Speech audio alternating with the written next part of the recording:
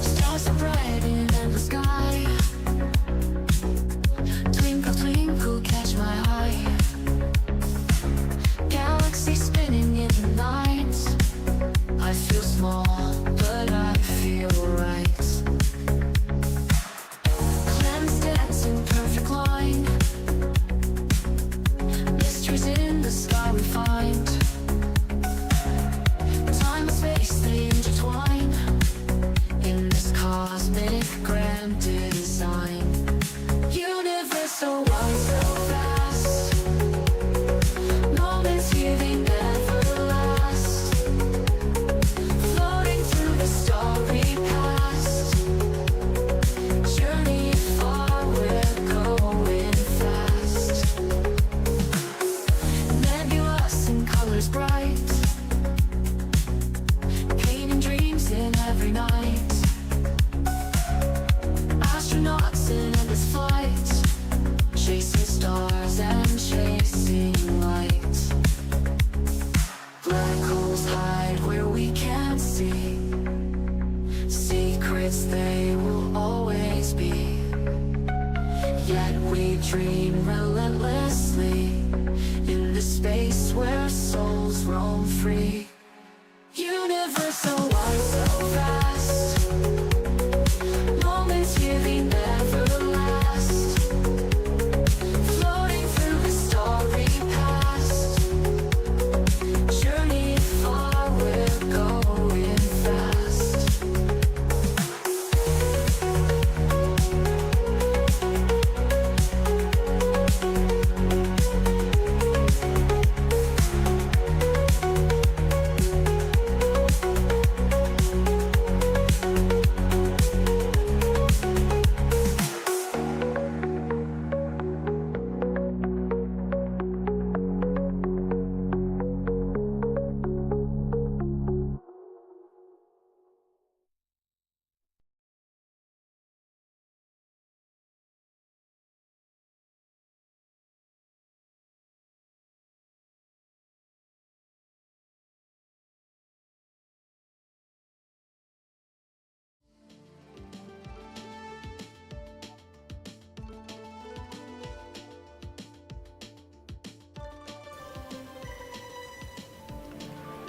Hey everybody, welcome to SkyTour live stream.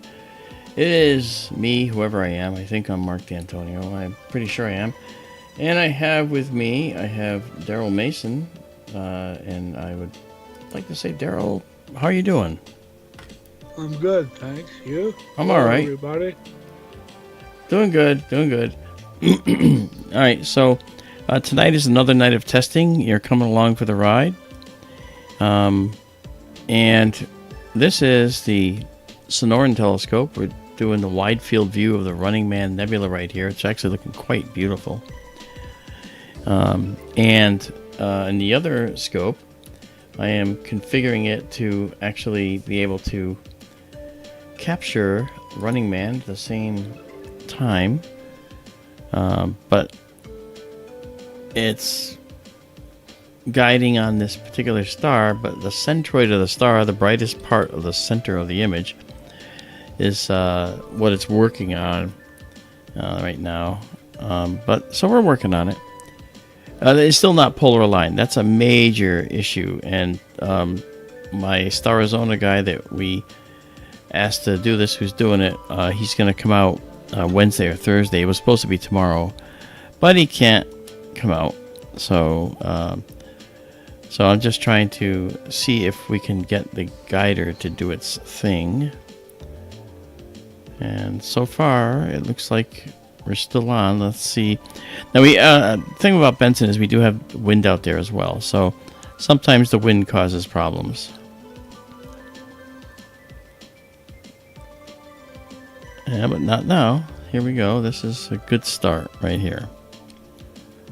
Alright, so this is a 35-second photo of the Running Man, the zoomed in portion. Alright, so you can see the beautiful Running Man there. I know it's a little off, but I want to focus on this dust cloud right here. That's what I'm looking at in particular. Okay. And here's our guider. Let me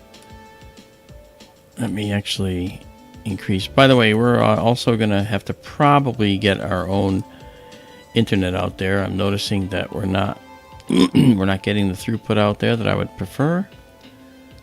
So we're not gonna be able to use the current internet that's out there. Although I'm told by the administrator out there that a new internet is they're bringing it on board. You know, see that? So once in a while we lose the guiding, but right now we've got two 35-second shots here, and you can see the guiding is perfect for when it's working. So we're making progress, guys. We're making progress.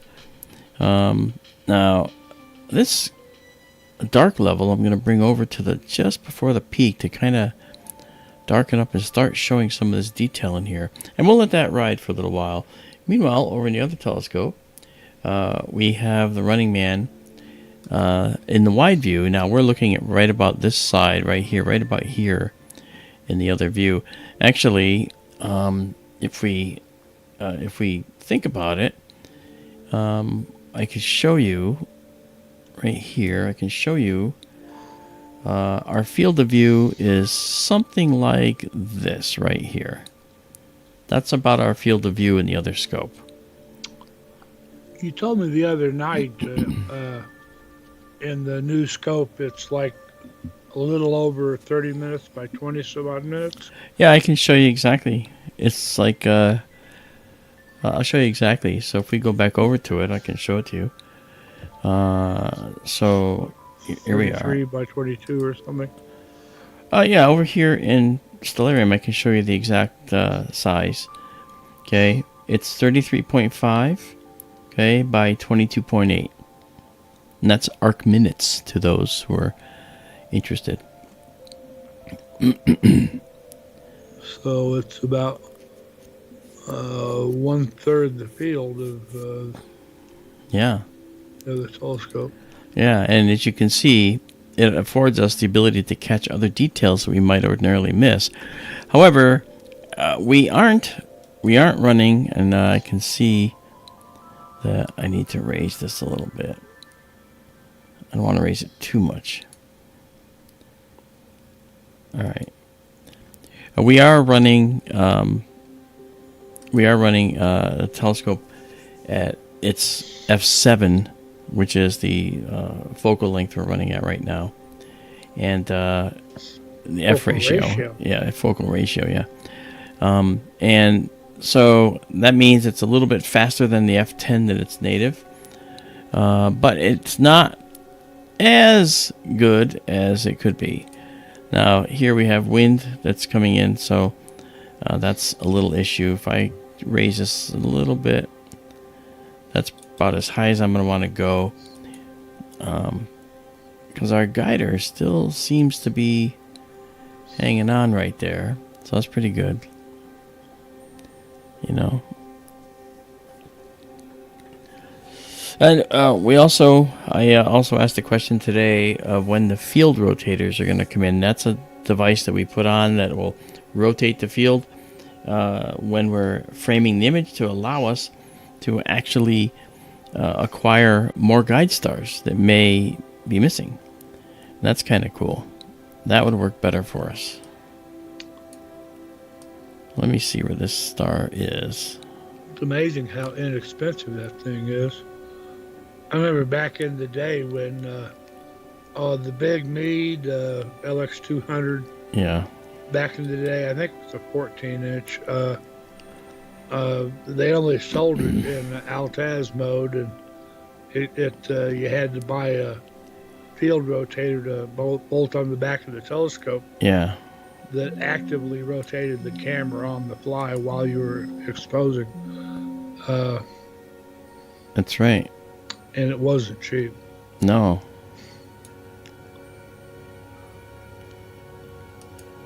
Yeah, it's very different now. Oh, yeah.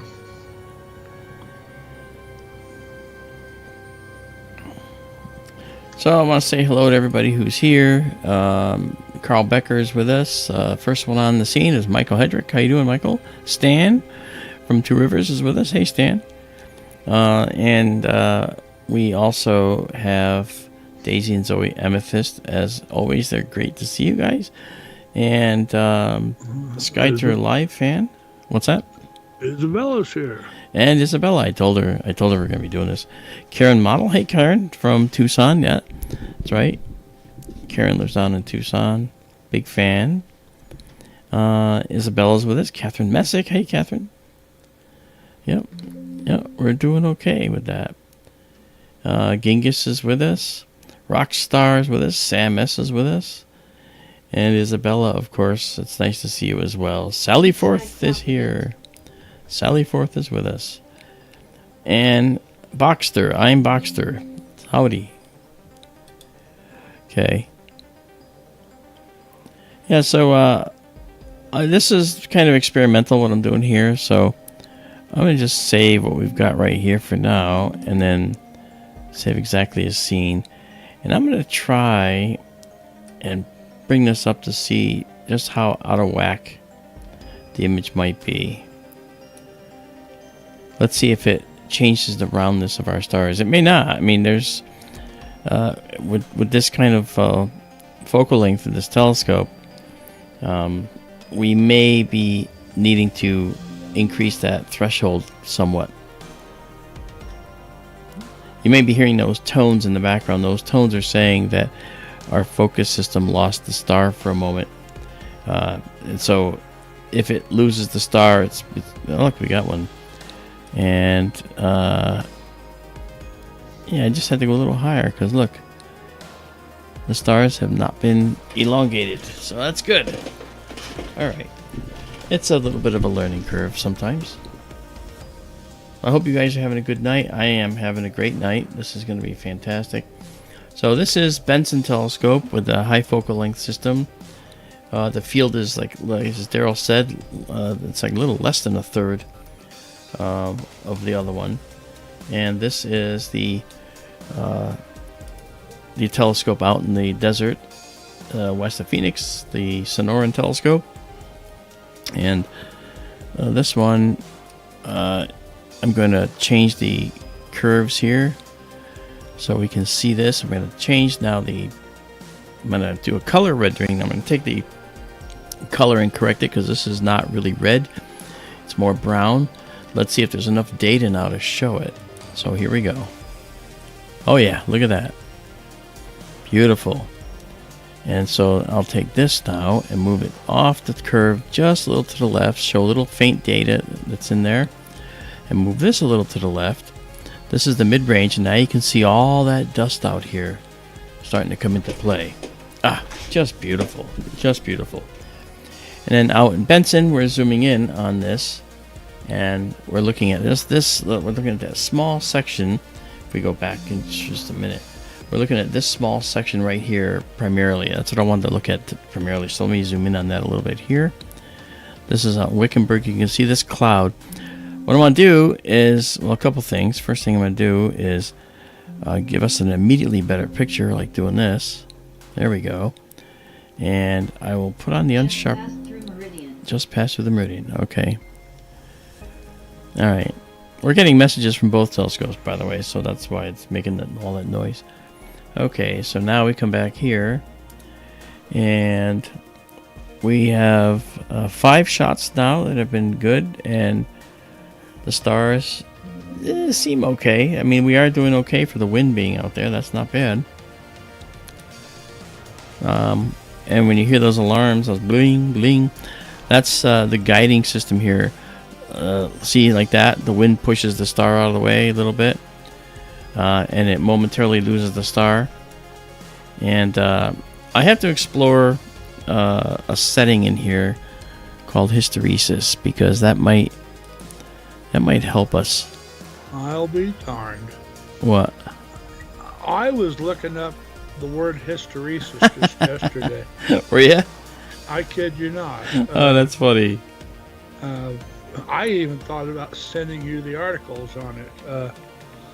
I was thinking of it in terms of an application. Hysteresis is, I hardly even know how to explain it. I was looking at hysteresis in the sense of thermostat controls. Mm-hmm. That say you have a set point on your thermostat. Yeah. Say I go set my my home to be 66 degrees, and well, the hysteresis of a thermostat makes it run from a little below the set point to a little above the set point. Yeah. And that's so it doesn't run constantly. That's why you hear your heater kick on and off, is hysteresis. Mm-hmm. Yeah, we don't want to be chasing values. We don't want to be chasing. We want to let them settle into where we already are, that kind of a thing. You can start to see detail in here now, Daryl. Look at that. Yeah. Yeah. And we got more down here too. See, so we got more. This is nice. Nice. Hysteresis, it relates to all sorts of physics and different fields of science. It's about the history of a mechanism, or a history of a Motion. system, and it's dealing with the history of a thing to try to, I don't know, it's a huge subject. Look up hysteresis, folks. Hysteresis. Really a fascinating subject. Yeah, there's some hysteresis settings in this guiding program, and I've got to look at them and see if I can set my hysteresis factors. And another thing too, see, we're up to 9 now that we're taking. So with this higher focal length, I need to raise my threshold levels, and it makes sense when you think about it, because it's making more corrections at higher focal length than at lower focal lengths. In other words, the corrections are more important at higher focal length, which is what we've got. That's coming in, looking good. This is nice. Okay, so now that we know we're going to be getting things, you can see we've got 10 frames here of the Running Man core. I'm going to save it, and save it exactly as seen. Hysteresis is the dependence of the state of a system on its history. Yeah. So there. Yeah, and the way that works with what we're doing here is this. If you look at I'll show it to you. Actually, I can show you. This is a graph showing the history of the guiding with our system. Okay, so you can see that it goes up and down, up and down. Effectively, those are going to be like sine waves if you average them out and smooth them out. And so what it does in the future may depend on what it did in the past. Okay, like here you can see these giant peaks right here that go right off the scale. Okay, these giant peaks were due to some type of disturbance, like wind. All right, and then some of these smaller peaks might also be due to wind. Red is declination, and blue is right ascension. What's that? East-west motion correction is in the blue, and the up and down correction is in the red. It's much higher right now because we're not fully polar aligned. If we're fully polar aligned, we would not see as high a curves. These curves should be as small as possible if you want to guide well. But right now, I haven't even set any of these parameters, but there is a way to do it. There's a helper program built into this PhD system, which will allow us to actually get some help on this and make sure that we can set those settings correctly. And that's something that I'll be doing as well. I usually do that stuff offline so you guys don't have to sit through some kind of boring thing. But it's in this, I believe it's in Guiding Assistant. All right, and I have to, maybe it's in Calibration Assistant. I don't think so. I don't know. I saw a video on it today. usually parameters to set your bandwidth. Well, this right down here, see the hysteresis value of 10? Well, I can't read that. Oh, you can't? Screen's too small. Yeah. It says how much history of previous guide pulses should be applied. Default equals 10%. Okay. You don't want it chasing the guiding, so you want this number to, you know, I mean, I could set it to maybe 11 or 12 and see if that changes anything. We'll see what happens.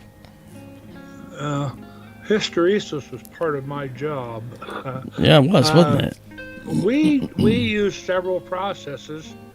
Probably some of the items in your Etsy store are made with the same procedures. A process called dye sublimation, which is digitally printing an image and then transferring it to an object like a coffee mug or a mirror or whatever. And that was pretty critical in maintaining a set point temperature on the ovens that the stuff runs through. And you know, we tried to keep as close to the set point as we could, and that was a matter of adjusting the top and bottom end on either side of the set point. Yeah. Narrow it down as much as possible. It does tend to produce more wear and tear on equipment, though. I want to say hi to, let's see, Cosmic Ray, Stuffy's with us. Jessica S. is joining us. Hey, Alice Pooper's with us. Nice to see you.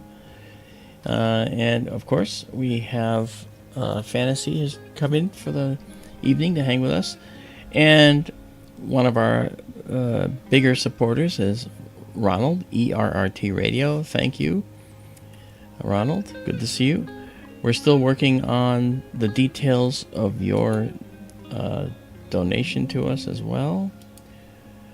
And we will talk about that. Dean Bostador, hey, you made it. Good to see you, brother. Dean missed the last one, I think. And he was like, oh, no, I missed the last one. It's like, not a problem. Okay. All right, so we're at 18. We got more good ones than bad ones, and the stars are still nice. So I think I just have to think in terms of the larger numbers for the full width half maximum filter. All right, let's color correct to see what we get. Ronald, this image showing now is from the C11 you helped with. This is the scope that you helped get for us, Ronald. You know what? I'm gonna drop this down, and I'm going to move this out of the way so you guys can see the full image. I'll actually minimize this guy too. I can't minimize me, but this way you see what we're looking at.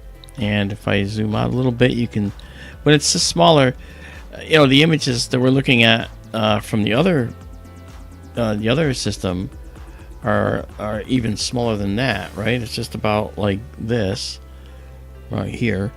Okay, so we go back to the other system. All right, you see how big that is, and then here it looks like that. That's about it. So, but we actually have a native resolution, all right, that is way more than that now, and that's because our focal length is increased. This noise will get over time will get removed, which is all good. We can over process to see what's hiding here, and as you can see, there's a lot of detail in here that's lost to us most of the other time, and you can see how much is in here. This is just phenomenal. Alright, so I'll get rid of that because that's actually a problem for the human eye. What I'll do is I'll bring this down a little bit to kind of soften the noise. Alright, there we go, and we'll bring that up as we get more data. We have 20 frames stacked here, so I will save this as of now. Save exactly as seen. Nice. Alright, So over in the other world, we have this telescope 220 miles away from the one we were just in, and I'm going to go to our histogram. We got 44 shots captured here, and as I said, it's not polar aligned yet, so we have a little more work. Okay, let me pull this out of the way here and give us just a little more cloud intervention here by pulling that down. Izabela says, there are 2 STLS live now. One is this one and one is pending. Oh, I don't know what that's about, because it's only one stream.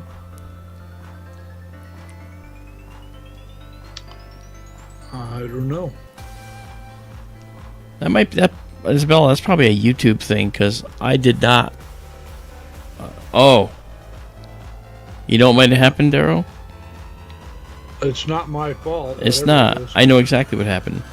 I tried to start the stream, guys, and I got an error. But YouTube started fine. So there is one stream that's just sort of sitting there in limbo. So I'll delete that later. You're in the right stream, and this isn't going to get lost. So, but that's what happened. Thank you, Isabella, for letting me know. I got to go do that. Okay. Please hit that like button if you like what you're seeing. Yeah, this is fantastic. I want to hit the like button. Yeah, folks, this is cool. And one thing to understand too is that I'm a little bit of a worrywart, so I will probably want to have this up while this is here. I can put it up here, I guess. Get it out of the way. I want to be able to watch the telescope. I don't know. Call me a worrywart, right? When you have that kind of investment out there in the desert all by itself, you want to make sure that things are going right. I have to have eyes on. You know, some people, they don't care about eyes on. They just look at the data and say, oh, the telescope's pointing where I think it should be. And that's fine. But, you know, I need to see it. I guess that makes me old-fashioned or something, huh? Well, if you're that old-fashioned, you'd be looking through an eyepiece. Oh, that's a very good point. You have spoken wisely. This is good. Yeah, so our guiding looks like this now. This is the size of that centroid area, and it's actually showing you this is the waveform for the actual star image, and we're looking at this part right here, and it's 4.97 4.7 arc seconds. So that's good, and it goes back and forth, you know, here on average. But this is the overall size, and we have the center point, which is smaller because it obviously tapers off and gets smaller on the sides here. Stan says it's way oversaturated. Oh, I'm sure it is. I could actually drop this down and change my, you know, just so I can visually see. I did drop the gain on the camera significantly, and I could probably drop it more.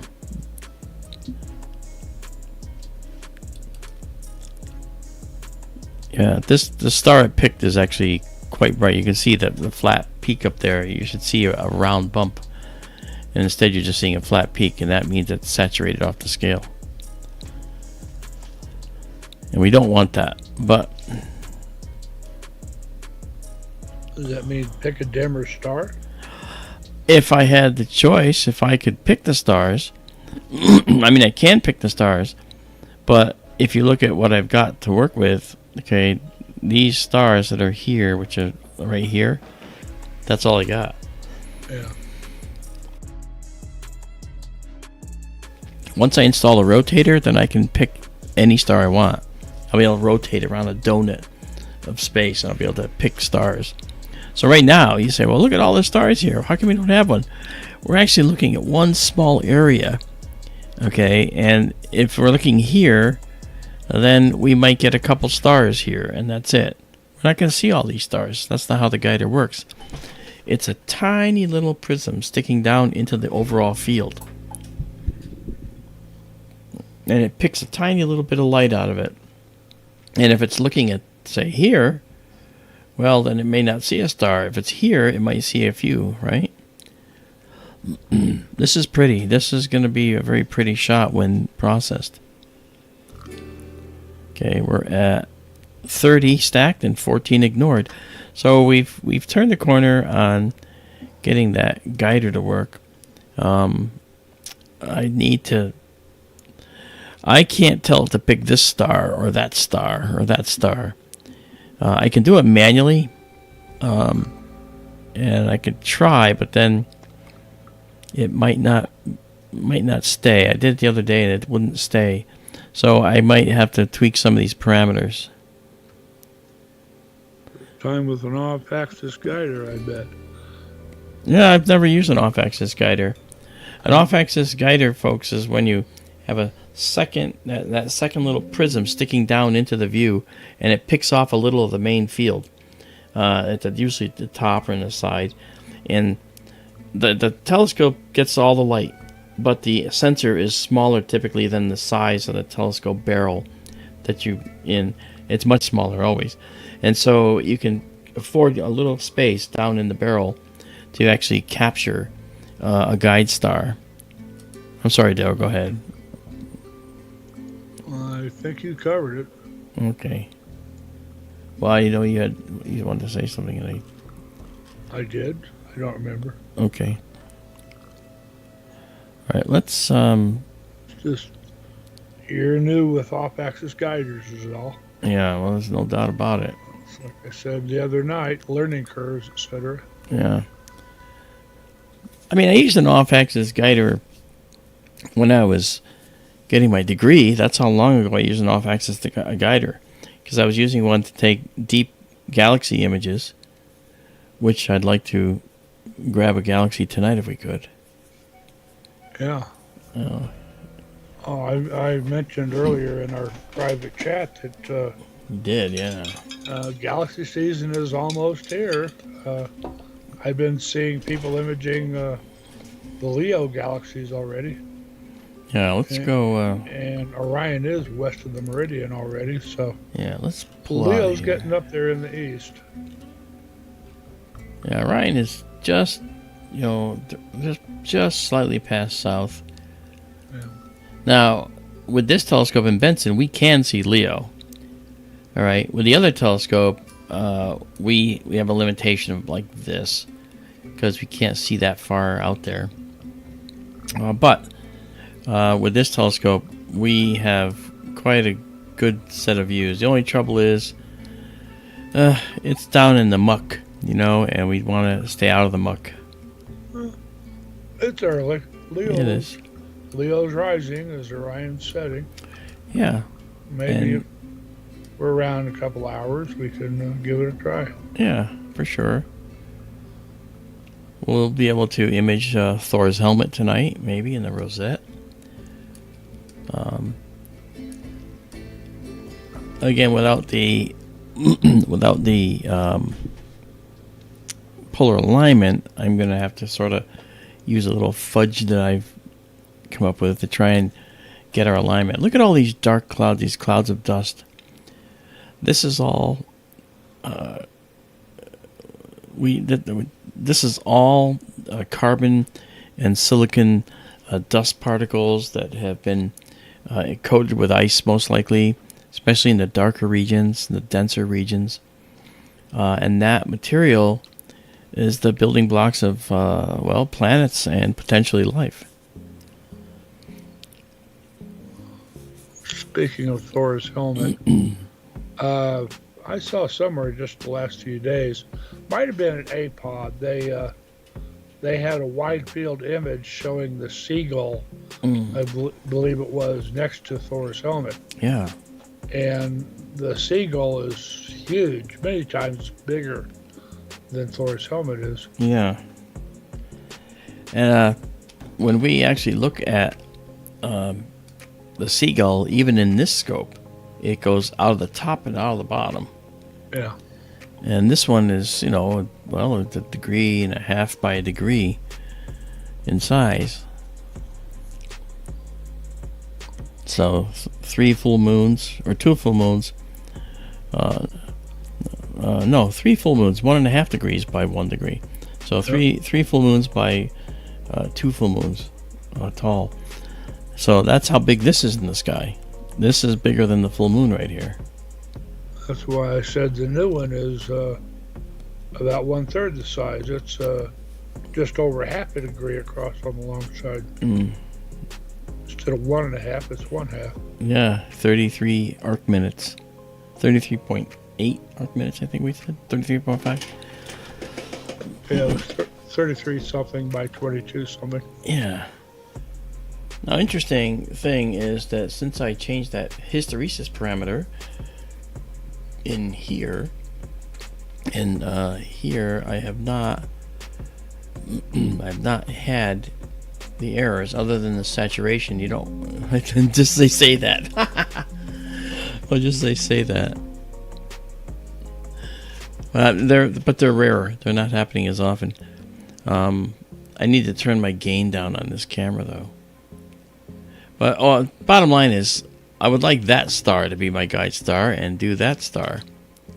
So what I can do is, I can try it. So what I'll do is I'm going to pause this. Okay, I'll save it. Save exactly as seen. Alright, so now we've saved, so we're nothing will get ruined now. And then let's go back to this guiding system, and I'm going to stop, and I'm going to ask it to find more than one star. Okay, it found one of the small ones. There we go. Let's try that. Alright, so it has one here, it has one there. Alright, you can see how much fainter that star is. I don't like this way this curve looks, but then again, not much choice. All right. See the peak of the curve now, pretty much. Yeah, I just said that. This is more than one star in here. That's the problem, you know. And we want to guide, you know, realistically, we want to guide on one star, not a giant blob. Yeah. Yeah. And if I turn the gain down, then this star might not be visible. That one certainly wouldn't be. So go ahead. SkyTour Live fan asks an interesting question.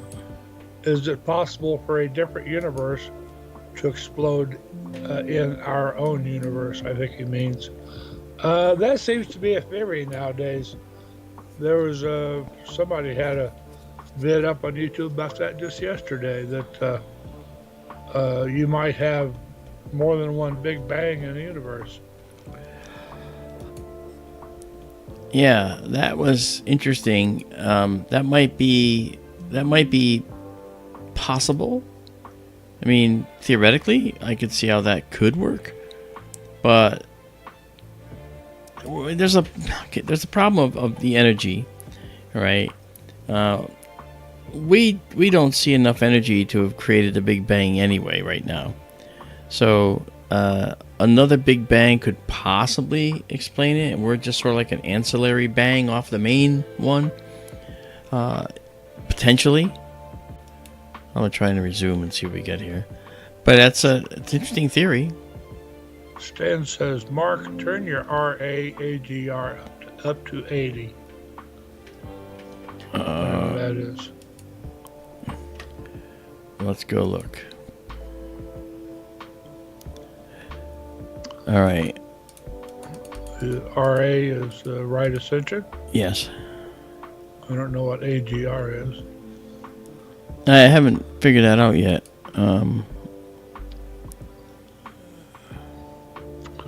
There it is. I am running on the YouTube page Okay. rather than the Skype page, and I can make out the screen now. Okay. All right. Went up to 80. Aggression. Yeah, that's the aggression. That's right. I should have known that.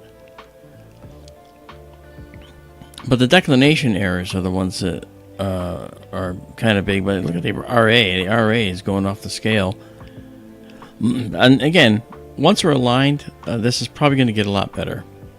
At least it's going to certainly be less aggressively required to guide. It does seem to be holding on that smaller star, though. Yeah, I mean, we're getting some unfortunate noise. We got 40, though, streamed. We got 40 stacked here. So that's pretty good. Stan says turn your deck AGR down to 80. All right. Well, see, Stan has experience with this. I have no problem. Let's see if we can turn the aggression on the declination down and see what that does. It might be leaving us behind. It might be leaving itself behind.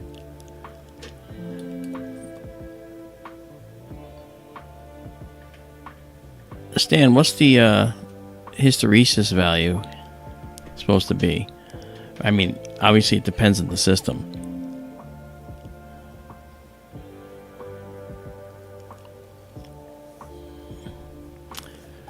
All right. I mean, it's related to the seeing, too. I mean, right now out there, the seeing looks like it's pretty good tonight. So guiding...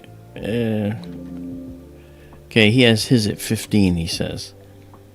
All right, well, you know what? People, if it works, it works. So I'm going to put mine up to 15, which is a percentage. Increase to smooth out the guiding.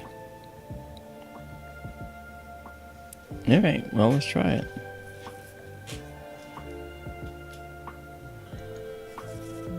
I hope these settings are saved. All right, looks like...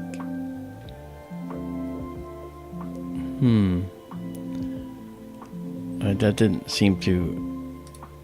That might be part of the problem now. Let's go back down to 12 and see if that brings us back.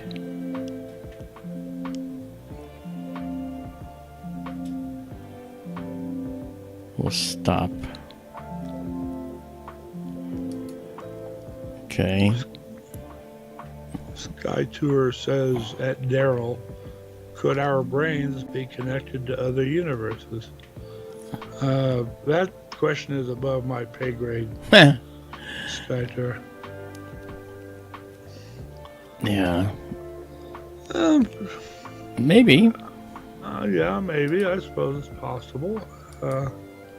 Other universes, other dimensions, are those the same thing? I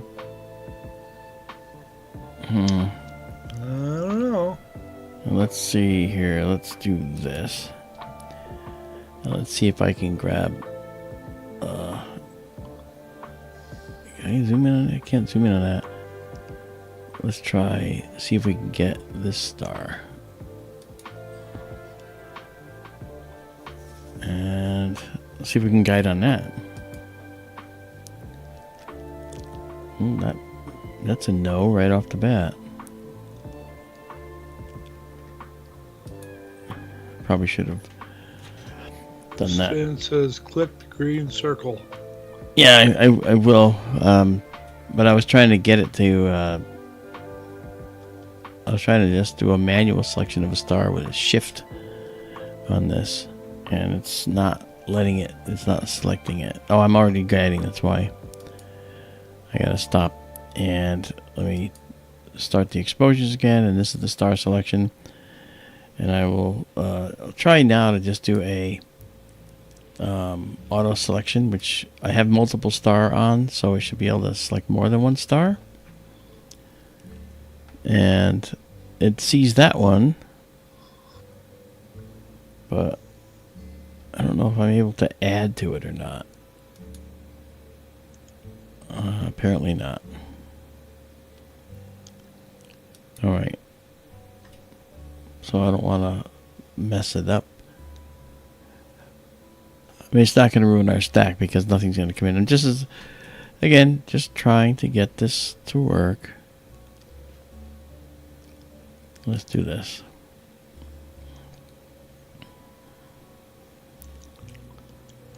All right. Now,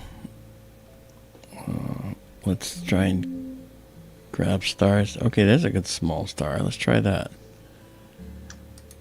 All right. Yeah, so we got 1, 2 stars here. All right. So that should be pretty good. As it immediately fails. So you can see the peak here. That's that peak. You want to be able to see this peak. You want to be able to see the peak. All right. Okay, so 42 images stacked here, and I'm going to see if we're going to get any more of these. Oh, we got a lot of them. That's good. I imagine we'll have some red ones at the end here. Yeah, because I've been playing. Let's see if we'll start getting some green ones again.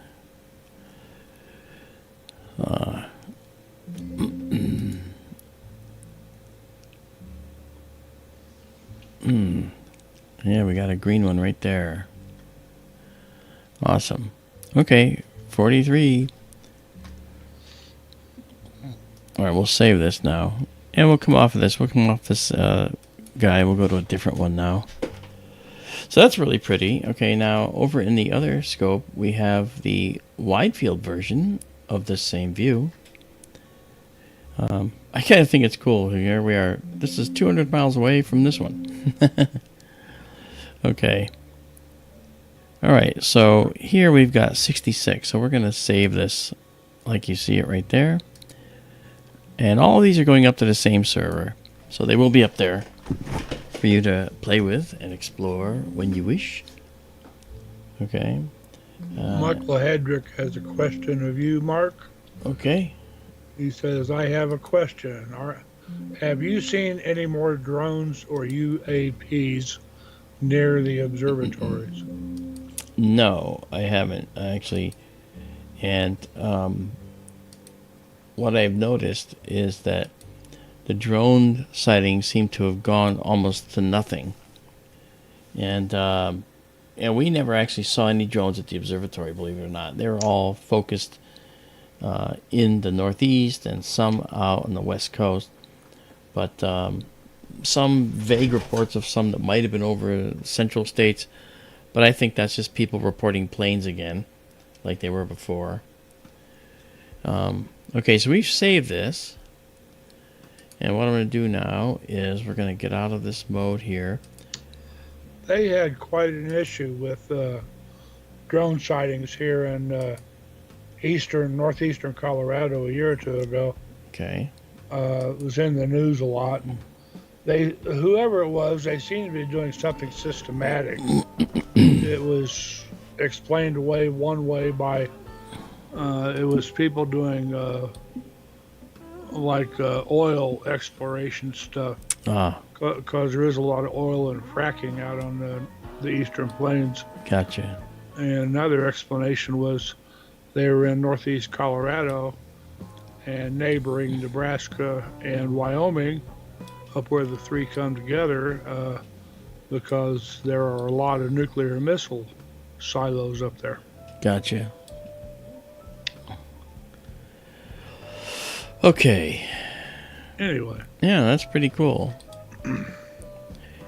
Alright, so let's go now and let's go over to our other wide field system. And we're good here. And I think I saved this frame. Yeah, I did. Okay, good. Alright, so we'll come out of here. Jump into our low light mode here as well. And there we go. There's a little light. All right, so I can just mess with that a little bit. And let's do it by... Here we go. Okay. Might have to go the other way here. Right there. There you go. That's a little better. Okay. All right. So that is a rough image of what the sky looks like with the low light. It's not quite right. Let's drop that one more. Yeah, okay, that'll work. So you can kind of see the hint of the blue now. Okay. All right. So now, what I'd like to do is take us over to the Rosette, and after that, Thor's helmet. So you can see the Rosette in this one, and see the close-up view.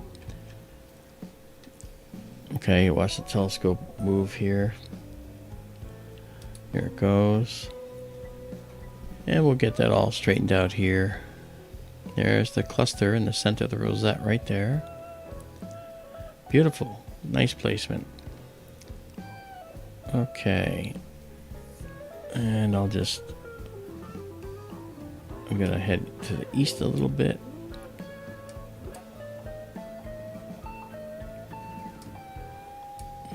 And then drop it down just a tad. All right. A little jog to the west. All right, so this will be the whole Rosette right here. And we'll start that exposure going. And it won't take the image if it's actually not perfect. But we'll do 25 seconds on this. Alright, and we'll come out of low light mode and hop over into the deep sky mode. And you'll see the previous shot of the Running Man Nebula. And so that'll clear out by itself once we get the next one. Alright, and then over here, we're going to try and do it. We're going to try and go to the Rosette from here. Again, I'm going to have to play a little game because I'm here, and when I move to here, we may not catch it directly because of the issue we have with the guiding. I'm sorry, the alignment. Although I think we got to the central cluster. That's interesting. We may have made it to the central cluster.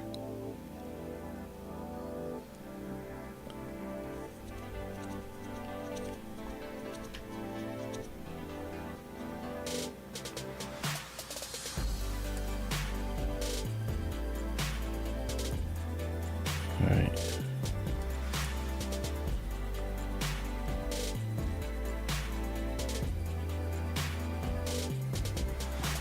Looks like the trapezium near center.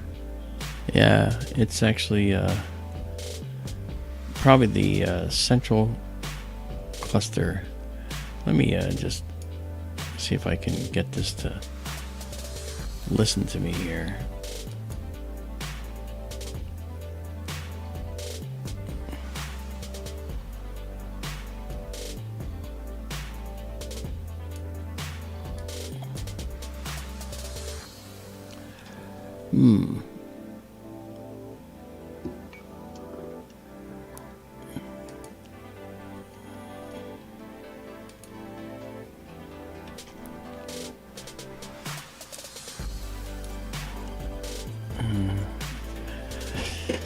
Oh, is tracking off somehow? No, it's not. I'll turn it off and on. Maybe that's what's doing it.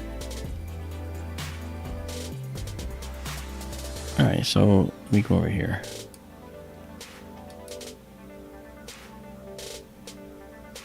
Oh. Green Swamp is not listening to me. Okay, well, that's a no go. Let's try something else if this is going to work. Just stop for just a moment. Yeah, it's not working.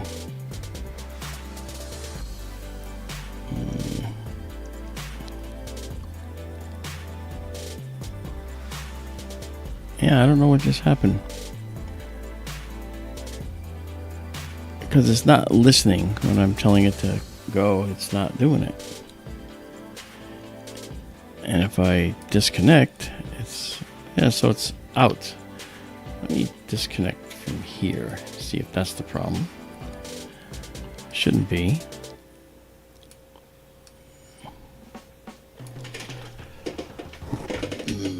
Okay. Fun is, let's see. Interesting, it's not listening to me. I don't know why. Let's try the park or the home again.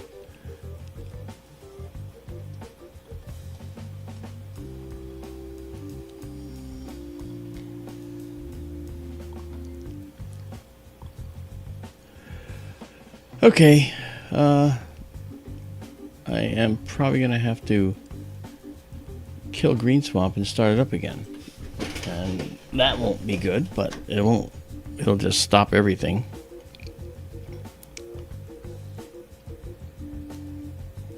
Control Alt Delete, he says.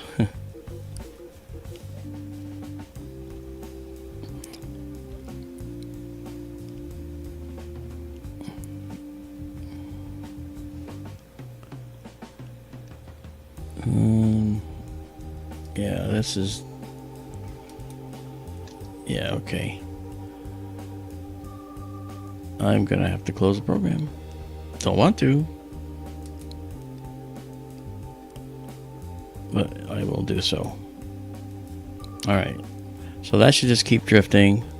The mount's going to just keep doing what it's doing. And let's see. I've noticed that Green Swamp does hang once in a while, and that was always a problem for me. Could it be the your ISP lagging again? No, because we're watching the stars move without any interruption. Okay. Let's try this. Okay, so we're connected again. It thinks it's in the wrong place, but let's see if this does anything now. Yep. Okay, so obviously, I got to turn on tracking too. There. So now it's tracking again. Okay, a couple things now have to happen. I am going to. It's probably not going to work, so I'm going to have to reset my home position and the park position. I'm not sure, but maybe. Yeah, Dan, I'll have to check the error logs. You're absolutely right. Hey, Random, how's it going? Alright, well, yeah, look, you know what? Let's see what the other one's doing. Oh, okay, let's get over there. And that should be the center of the rosette. Now, I know it doesn't look like it yet, but we're going to do color correction and then do this, and then boom. That should bring in something pretty, and it does. It brings in the Rosette Nebula. Look at that. And that's our target. So we'll get the other one over there too in just a minute. Alright, so let's come back over here. I have a feeling this isn't going to work now. This is going to do something wrong. Think positive. Well, so far it's not doing something wrong. We're going to find out, though.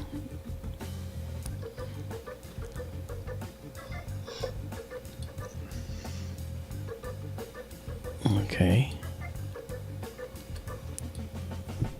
All right, so if it gets to the home position, like it looks like it's about to.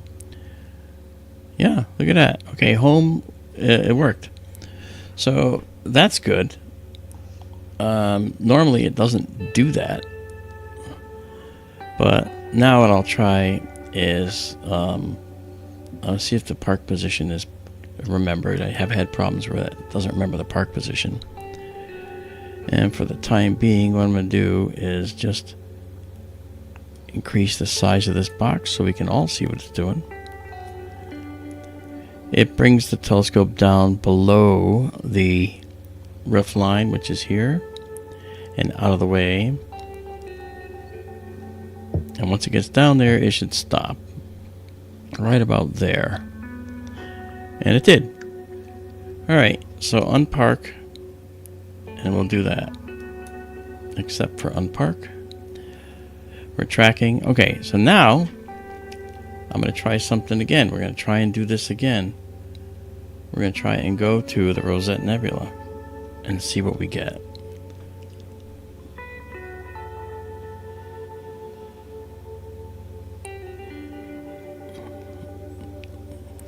Be nice if we got something. Anyway.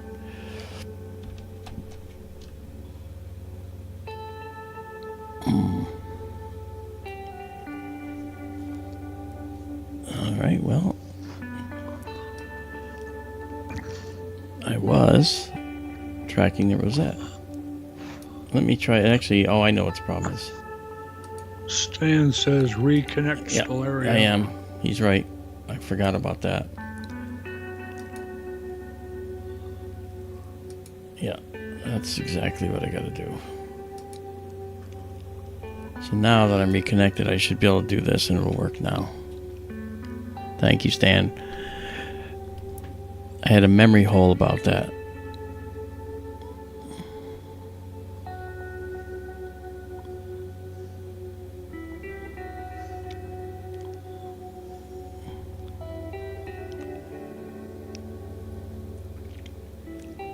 Okay, so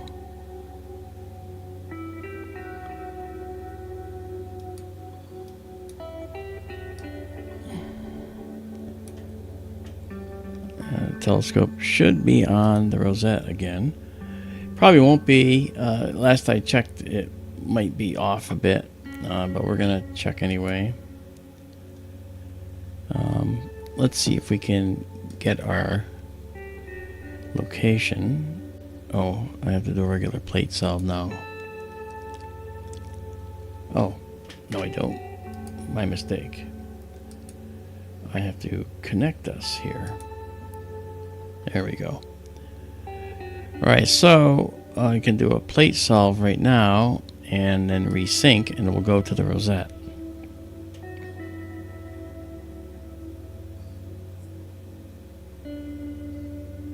There it is. That's the cluster in the center of the Rosette. So, it did work. And I'm okay with that. So now I have to just start taking the image. And of course, just a reminder, this is what it looks like over there. And the wide field view. And we're actually now right in this center area of that right there. So if we go back to this. Okay, we're going to be looking right here. And this is a beautiful feature when it starts coming in, and I would like to show that to you. So over here, we're going to move this over just to that side a little bit. But again, we have to kind of jog it around in a weird way because of the way we have to move the telescope right now, and I apologize for that.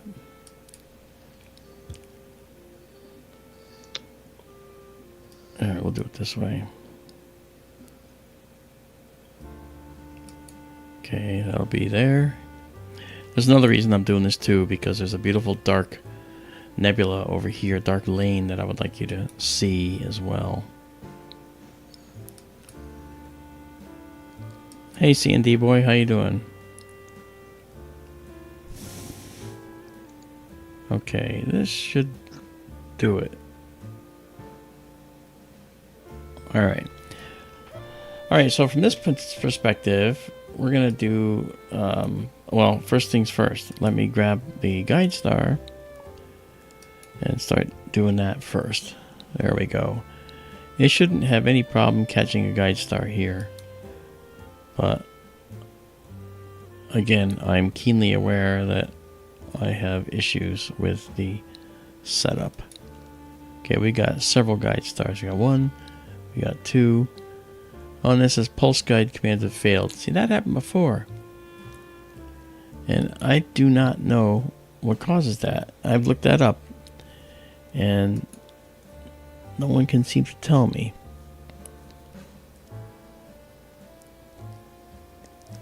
Yeah, and the guiding sure isn't working right.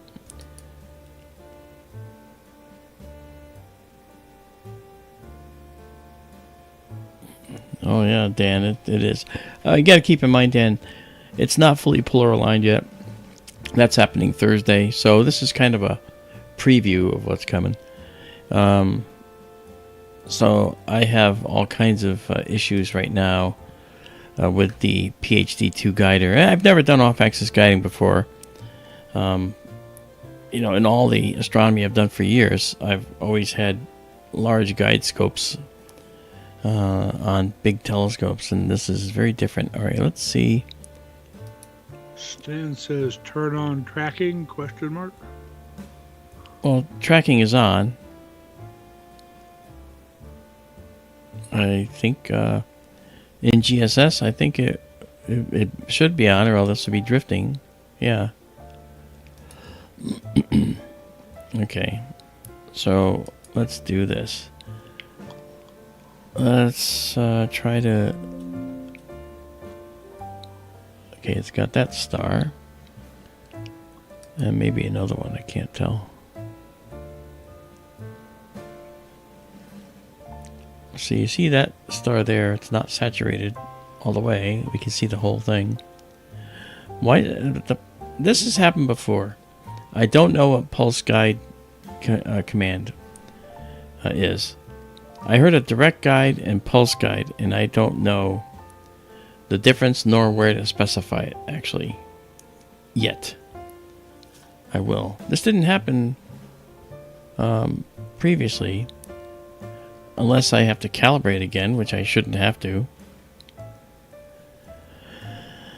I shouldn't have to calibrate this again. Alright, let me stop for a minute.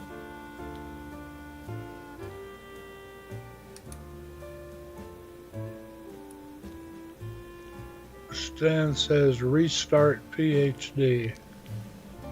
Okay, I will try that too. But you realize we should not have to do that, right? But I guess that does happen. I'll turn that off. Okay. Alright. We will connect all.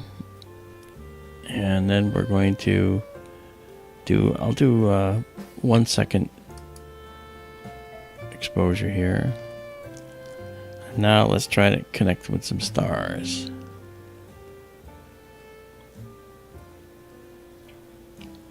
I don't see this. Oh, there's one there.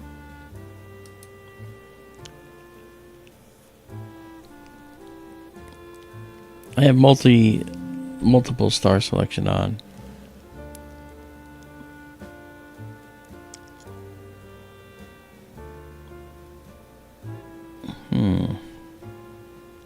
That's gone way off the rails there.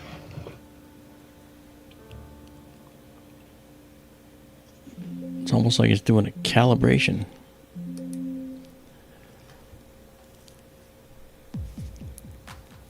How come the Running Man was just reasonable, but this is weird?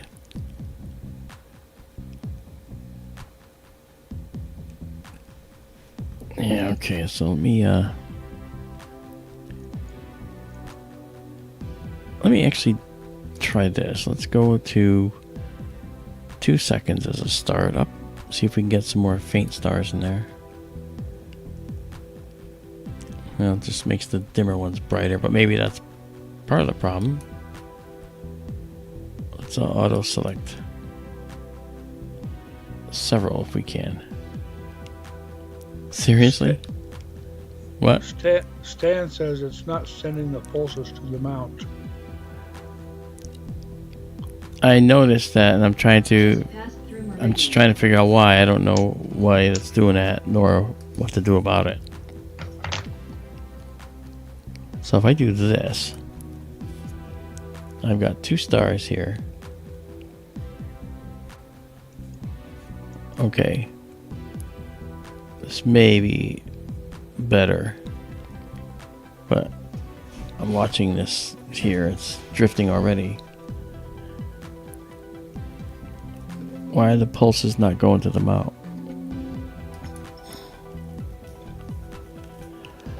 I do not know why the pulses aren't going to the mount, Stan. Are there settings in here somewhere that I can look at?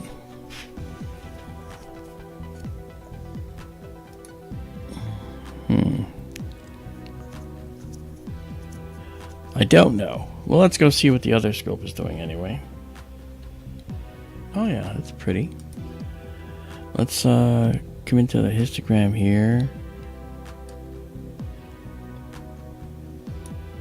Sidereal should be selected, Stan. I'm going to go check. It's always selected in there.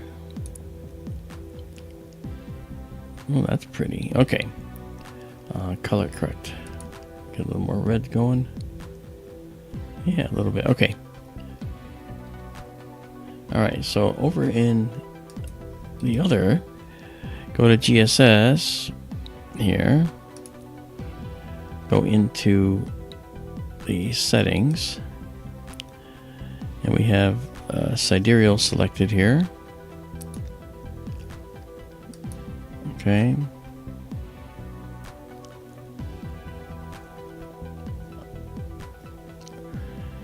Dan saying ASCOM driver having problems. I saw, you know, with pulse guide commands, it said that the ASCOM drivers could be bad or need to be upgraded. I have the latest ASCOM. 7.0.2 or something like that. So, I don't know. I have the latest GSS. I put the latest GSS on here as well. Why would it work for one thing but not the other? Change my mount type.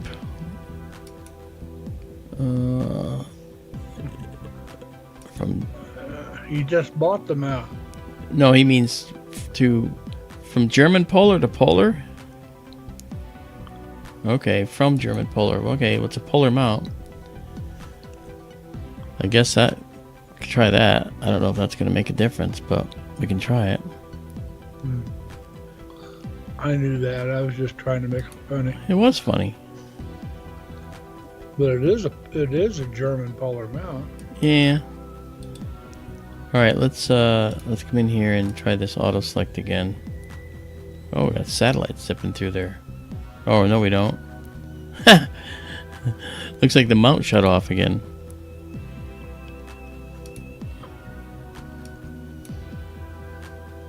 Oh no, the mount's still going. The tracking was turned off when I changed the mount type. Probably. That's my guess.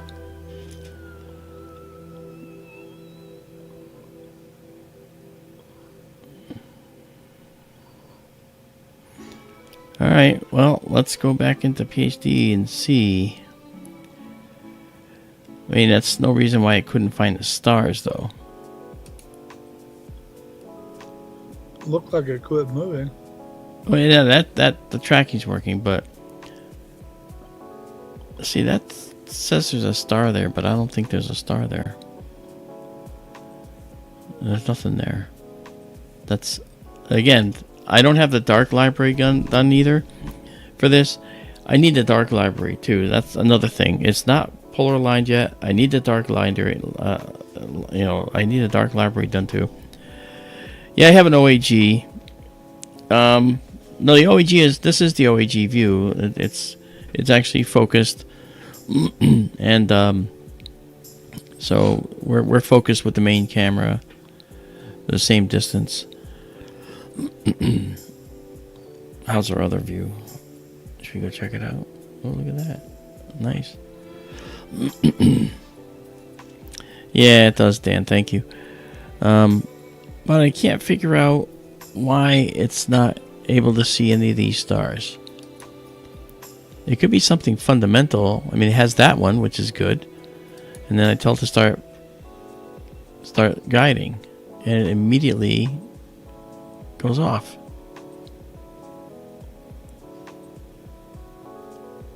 And that is just very odd to me. I don't know why it did that.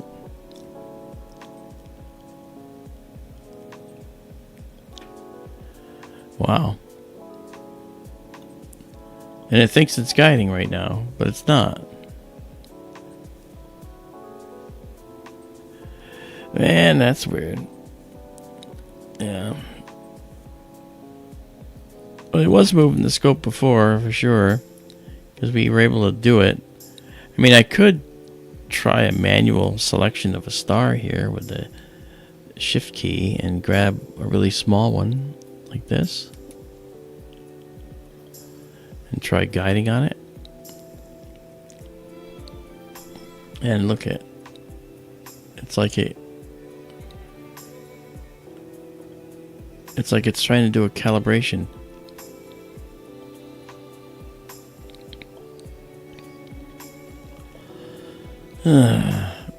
EQ6R Pro, yes.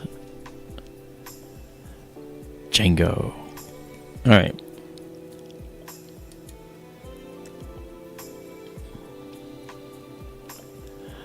Chris Mindfork, how you doing? Nice to see you, girl. Kathy Prentisak, how are you? Okay, we've got one there. Let's try it. We got two.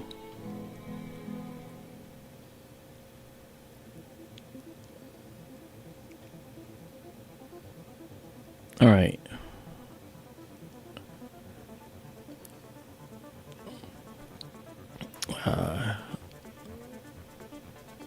What's going on there? That should be working. Hey, look at it. It's just like it's not doing it. I don't understand. I don't understand what I've done wrong. I had the stars and it just, you know what? Okay, you know what? I'm gonna do the calibration again. When I did that before, and I shouldn't have to do this, but you know, it's gonna move the telescope to another spot.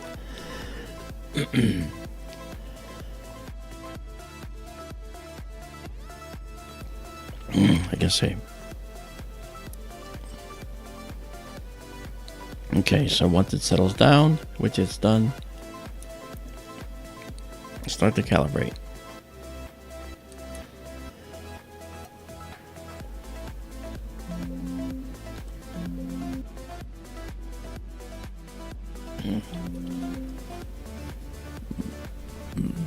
I should have probably stopped that before I did that.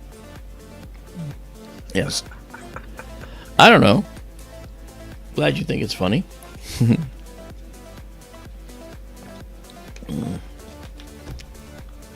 Learning curve. Yeah, without a doubt. That's all right.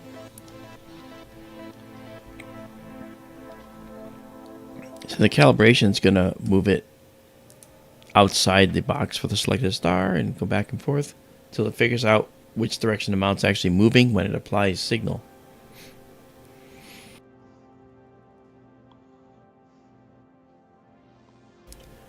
So this green square being off the star during calibration is normal.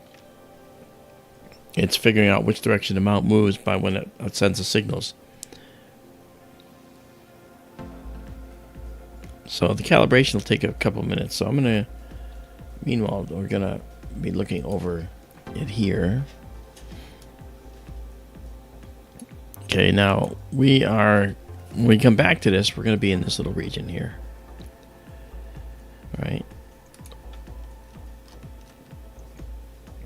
But I think I'll tell you about these. These looks like we're out of focus on this, which I am aware of now. So I'm going to clear this and go back to just a low light mode for the time being. And in our low light mode, we're going to actually we're going to change our focus. We're going to set our focus. There we go. Let's go and do it here. And go negative. Let's go back and see what we're doing over here. Waiting for calibration to complete. You'll see the green boxes off the star. That's fine for the calibration.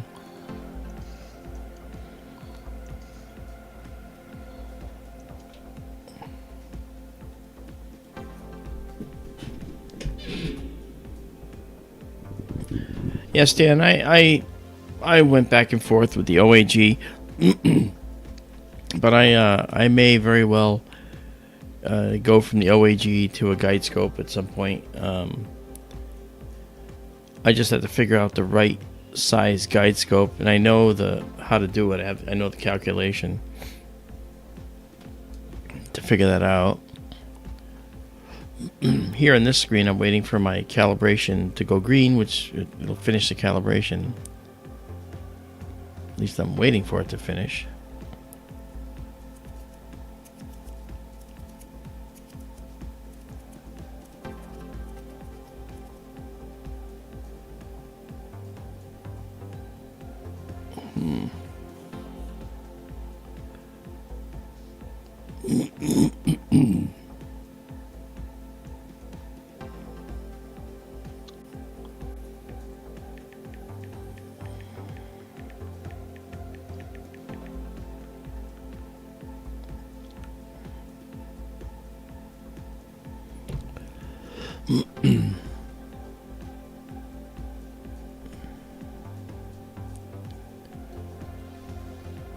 But the calibration is not doing what it was doing before. It's like it's not able to do it.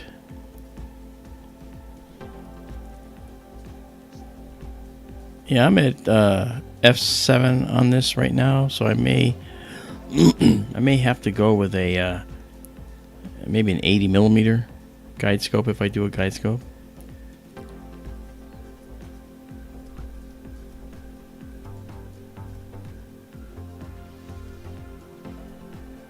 Yeah, I'm not convinced the calibration is actually doing what it's supposed to do. Because normally the star should be dancing around outside the green boxes. It figures out which way to go, and it's not doing it.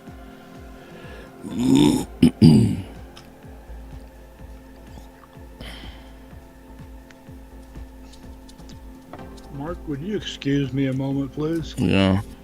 I'll be right back. Okay.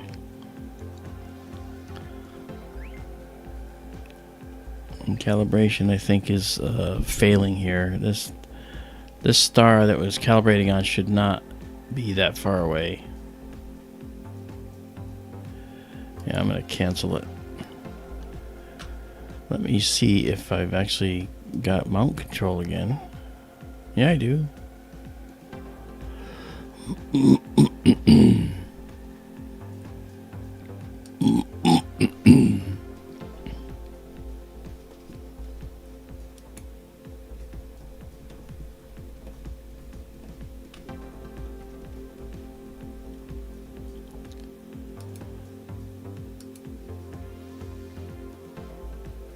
Okay, so now let us try do the calibration again. Actually, it should have already known what to do.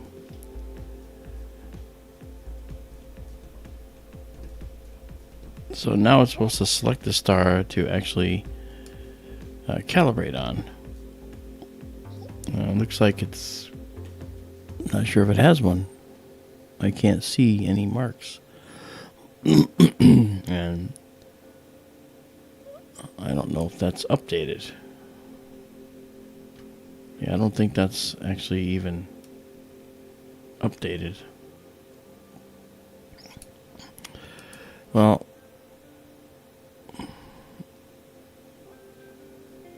yeah, I don't know. Okay, well, it has one there.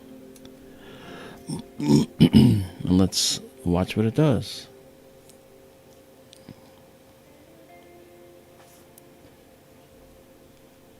And meanwhile, we can go look over here at our focus. We got our curve, beautiful. Okay, and we can get out of here now that we're all focused. And now what we'll do is we'll start this up again. We'll start a 30-second shot here. Make it 30 seconds. And then go into our beautiful deep sky mode. And we're going to get rid of the previous one, as you see we did. And now we'll make sure that we come back over here. Alright, so now it's waiting for the calibration to complete.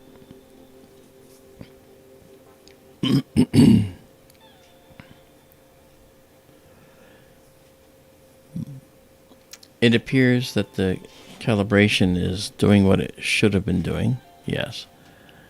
So we'll see. I mean, I've never played with PhD 2, you know. But it's okay. You guys are with me as we're working out the bugs. Alright, so let me come in here now.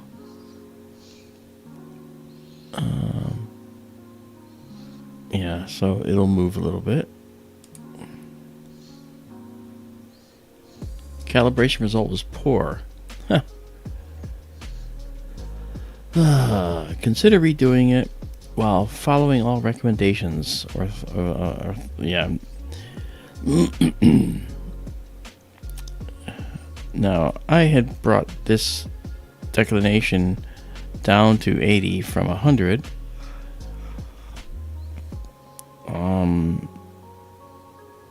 The declination aggression.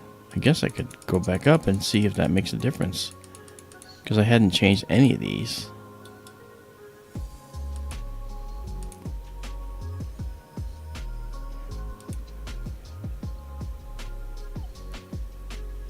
Yes, I'm very new to PhD, Stan. I've never used it before because I've always had either guiding cameras, or I've always, you know, this telescope's the first one on a German equatorial. I usually have integrated guiding systems and all that. So now it says I'm calibrated though, but the calibration was poor. So I'm going to go back to 100 on the aggression there. Oh, it said that, not you said that? Yeah, it said that. Calibration. It's actually looking like it's guiding okay right now. So I'm just going to try, and of course, I don't know exactly where I am in the sky with this. Yeah, okay. I guess I'm going to have to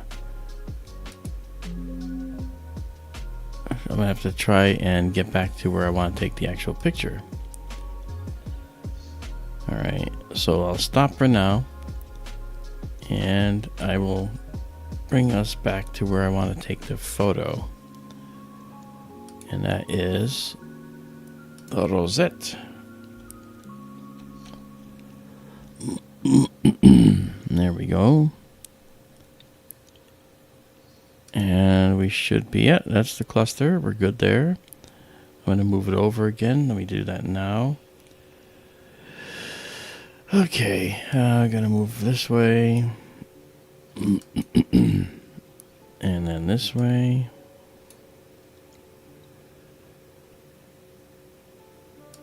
Did I go the wrong way? Oh, no, I didn't. Okay.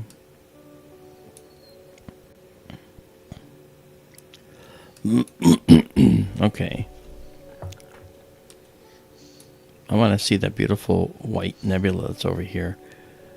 All right, so from here, I want to set up PhD to work here. So let me start up my... Yeah, I know. I know. Okay, let's do a multi-star select here. See if we can grab them. Okay, we got 2. That's nice. Let's see if we can guide on those. We got 1, 2, 3 stars to guide on, 4, 5 stars. Got lots of stars to guide on. This is not saturated. We got the nice peak there. It's almost saturated.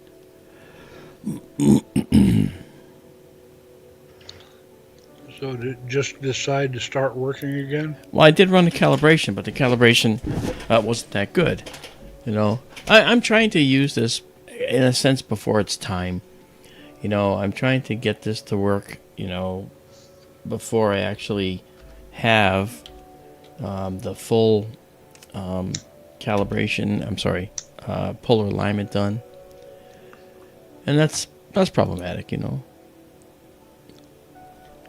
But with any luck, if this first one comes in well, it means that we might be able to it looks solid. This looks solid, so let's see what we get.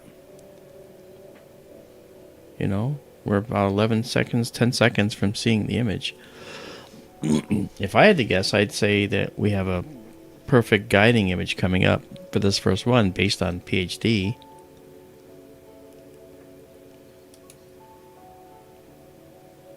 Yeah, and we do. Look at that. I'm going to drop this down. Yeah.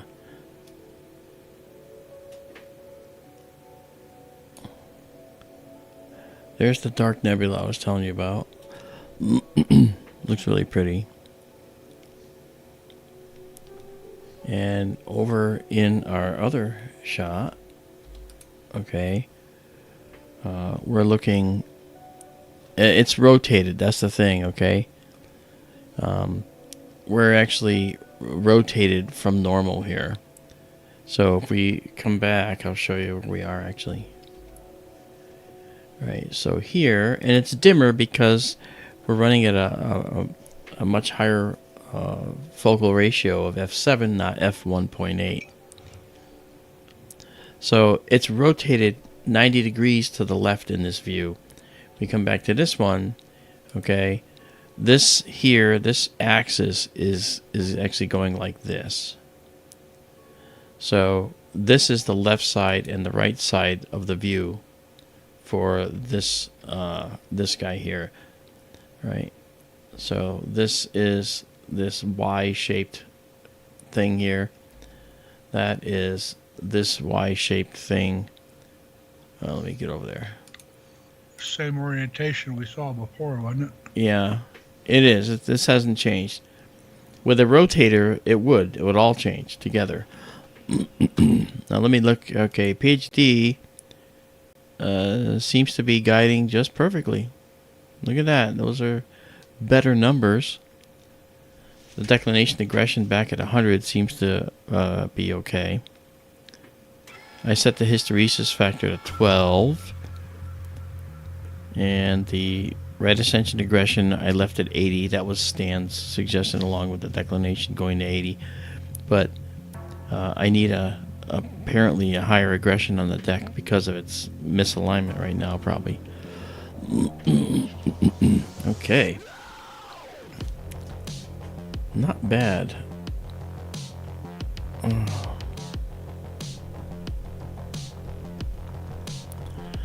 Hey, Goblin. How you doing? JSCO, what's going on, brother? Nice to see you.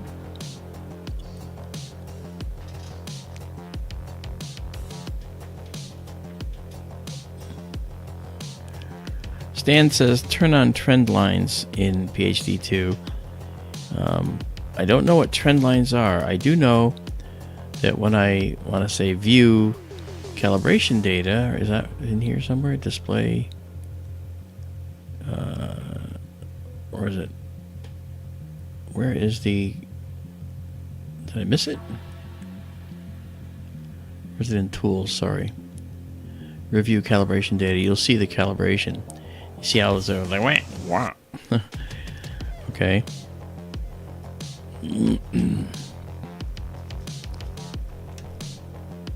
He says below the clear button down the bottom. I see that. So let's below the clear button down the bottom. Trend lines.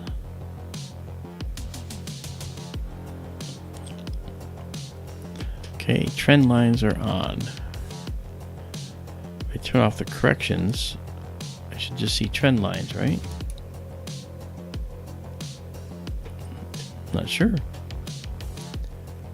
Alright, well, we'll let that go for now. Guiding right now is looking pretty good. Yeah, here's that central white area. I could have gone over a little more, I guess, huh?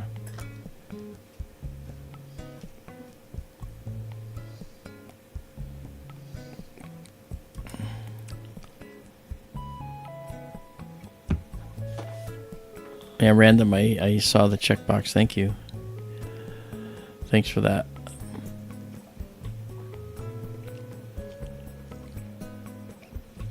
Alright, so let's increase some of the data here. You see some of the noise in here, okay? Well, that's because we have only eight frames have been stacked here. We have one that was thrown out, but we have 8. This is good. Now let's see. Now this we should have the one there. Okay, good. And I'm way up at 14. We don't need to be at 14. I'm going to drop it down to the average here, about there. So 12.68. All right. Still looking good. All right. Another thing I'm going to do is do a target identification here. Yeah, it's the Rosette. And we're going to actually make that our target name. So I haven't saved it yet, so we should be good. Save it with the annotation, though. All right. Okay.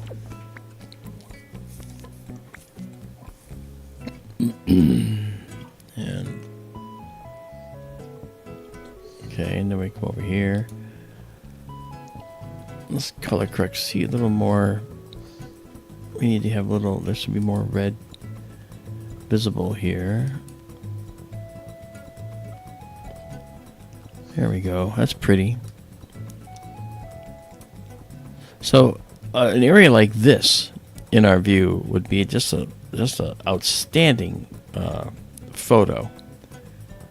You know, and we should do that too at some point. But right now, we're looking at, like I said, we're looking at a square, and it's 90 degrees shifted. So I'm going to draw it like this. It's going to be kind of like this. Maybe a little bigger than that, but that's kind of what it looks like. This is shifted up there more, I think. And that's what we're looking at in this other one here.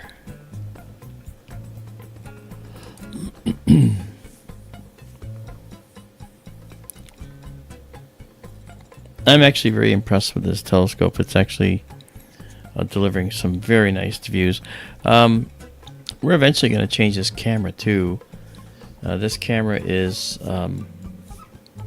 the one we used with SkyTour West originally. And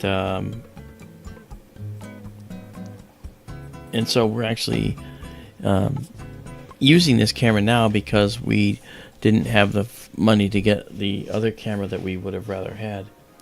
But all in good time.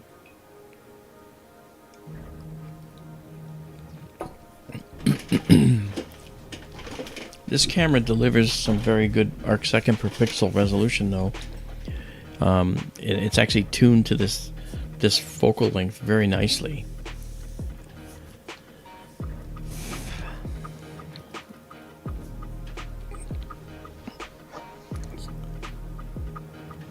Okay, let's look at this. Yeah, you notice the difference in these curves now? It's looking much more reasonable. So I'm pretty sure that I mean, you can see the corrections in the background, though. I think those are the vertical lines, right? Yeah, those are corrections. And the trend lines are right there. You can see them. Nice.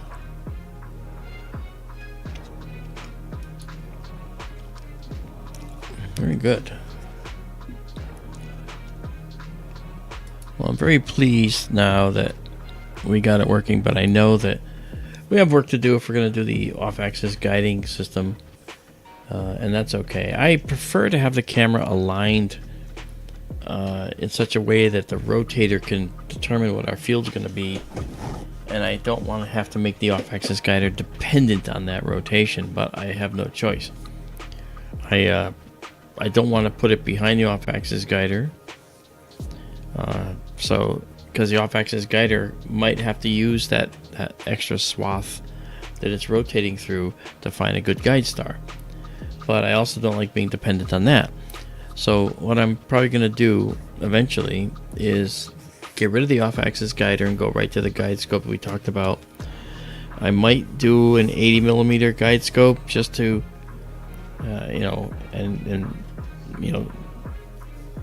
Stan was at f10 and he had a what did you say, a 60 millimeter guide scope. That represents the focal length of the scope, so that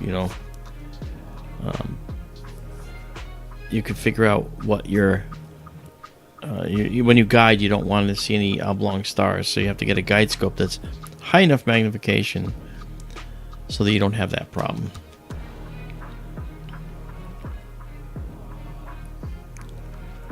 Yeah, look at these dark lines, Steven. I'm sorry, Mr. Django. Yeah, this right here is really the most interesting part of the nebula. I've said this before, but these guys right here, these are dark globules, not mistakes on the image, and these are areas that are condensing gravitationally bound clouds. And whenever you see these dark dots appearing in a nebula, it means that there's dark dust in there, and it's collapsing and separating itself from the rest of the area around it. Another one right here, okay? And these are called Bok globules, named after Bart J. Bok. And Bart Bok was an astronomer that discovered that these globules were locations where stars could form within this condensing and gravitationally collapsing dust and gas. Okay, so a healthy amount of hydrogen gas is collapsing in there, and a healthy amount of dust is collapsing in there. So you can get both stars and planets that can form in there. So these dark globs are somewhat protected from the ultraviolet radiation that is lighting up these lighting up these gas clouds through ionization. This is that young hot cluster, and it's causing all this gas to be illuminated and glow. And that glow from ionization is something that excuse me, that's something that we could count on for being able to light up our nebulae, right? These ultraviolet radiation. But we also can count on it to be a sterilizing factor too, that could possibly sterilize any burgeoning life on a planet that's formed in such a nebula. However, the thing to keep in mind is that these dark nebulae, if they're dense enough, they will protect what's inside from ultraviolet radiation to some extent. And if that's the case, then we could get a planet and a star that forms in there.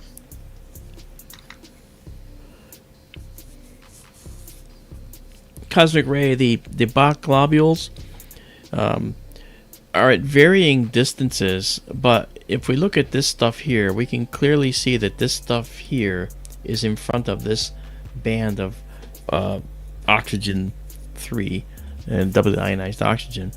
So that is in the foreground to this stuff in the back, and it's reasonable to suggest that perhaps these black dots are also these Bok globules. It's B-O-K, Bach, Bart J. Bach. His name is spelled B-O-K. So a silly question, maybe. How many square miles? Yeah, well, it's better to talk about light years, C and D.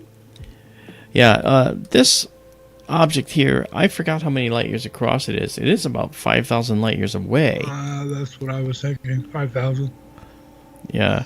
So the diameter depends on its arc minutes in space, and my computer program can calculate the distance and everything, and, break down stuff. I've got a thing I did for that. 5,000, right?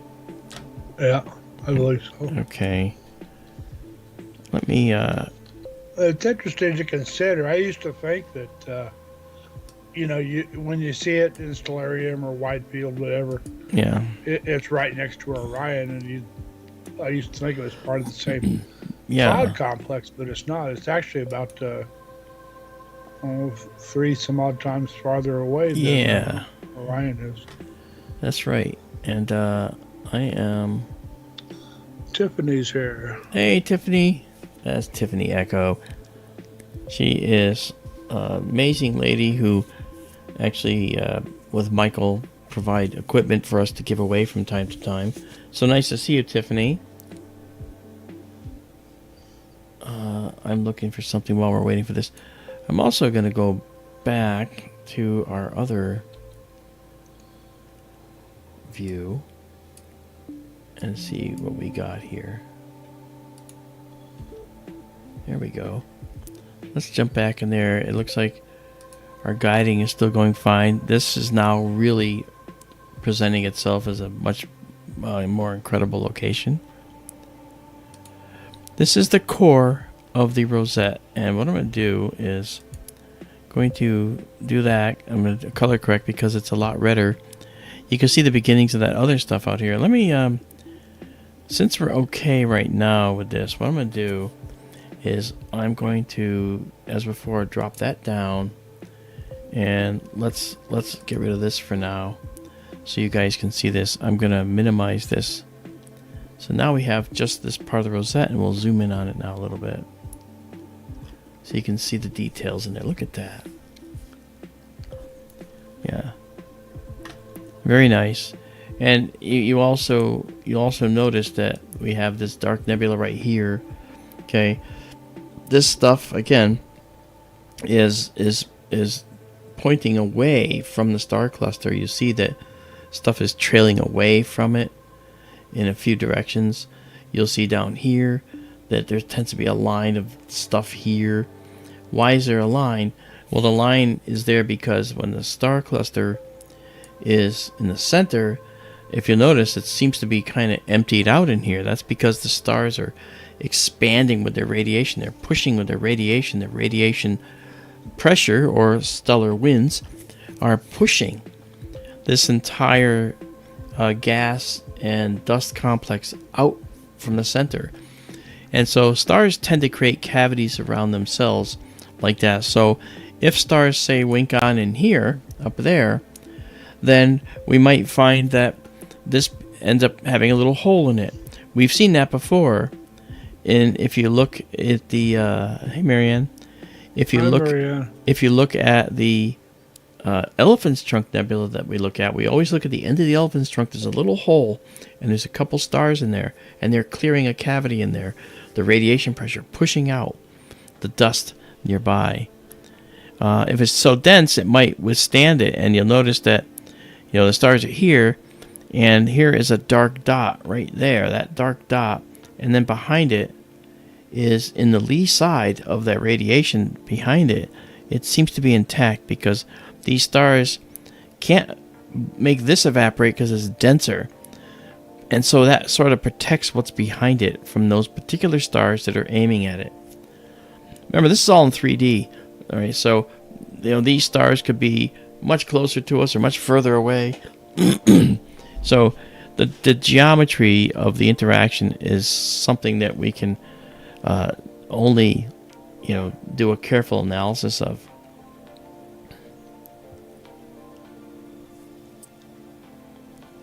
Hear that, Ronald? Marianne's going to talk to you tomorrow about the Benson telescope. Yeah, alright, so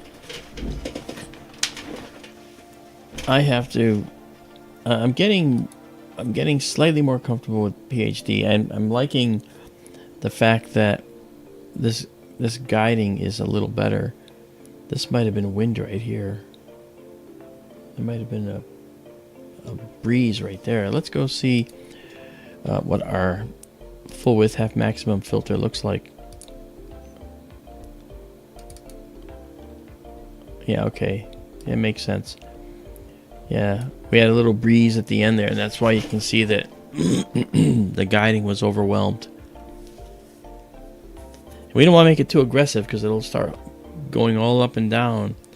So I think that the declination aggression had to be higher because we're not even polar aligned properly yet.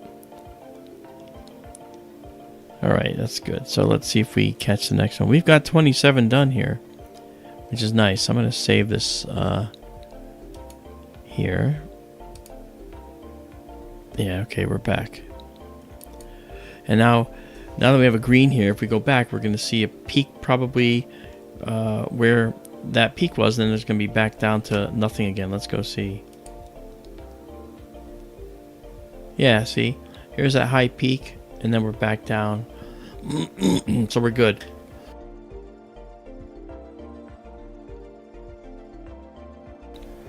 Alright.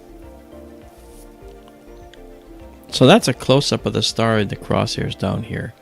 Of the star's image. And that little plus sign is the centroid of the star, that center area of highest brightness. Okay. I don't know if it's a geometrically calculated center. I believe it's the brightness. It's the peak right here, that top of the point. And that will migrate a little depending on the seeing. And so far, it hasn't been that bad. I mean, looking at this, I'm actually impressed with the guiding. Even though we're not, like I said, polar aligned properly, I am impressed with the guiding. I'm going to actually try to now pull our dark level up near the peak of the curve to darken up and get some more detail out of it. Right there is good. And now let's see if we can pull this in. Yeah, you see that. Now, let's check this out. See the detail in here? This is detail we just would not get to see. Now, it's a little noisy, and we'll be able to get rid of that. And because we only have 20 stacked, or 30 stacked. If we get rid of it, if we get rid of that, we'll actually see it looks a lot better. Okay, that's what's hiding in the background. I'm going to try something too while we're here. I'm going to come over to our enhancement tab. Try a little something. I am going to do a slight Gaussian blur here. And with a slight Gaussian blur, you can actually see some detail a little better. You know? It's just a temporary thing. The other thing is I've used the bilateral filter as well. And the bilateral filter does a similar thing, but it's not as pronounced as the Gaussian unless you make it so. Make it so, number one. Gaussian blur. I thought you said calcium blur. Yeah, we're gonna blur the calcium in your stars. Yeah, I know it's hard for you to see. I'm sorry. Well, I can see it better on the YouTube page.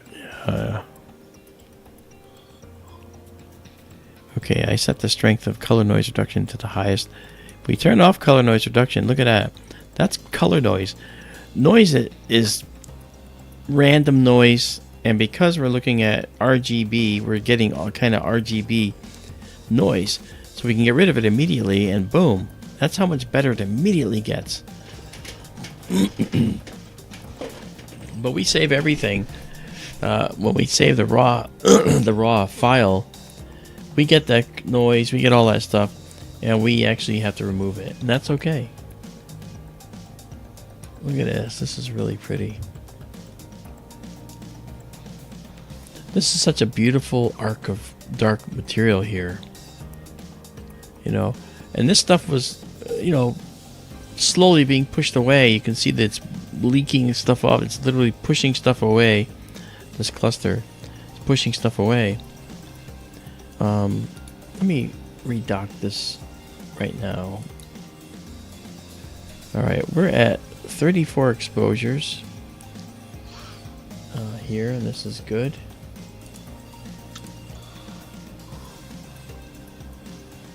And as we go a little longer here, we're going to be going into looking at some galaxies as well. You read my mind. Oh, I know that. I know where you're going. Okay.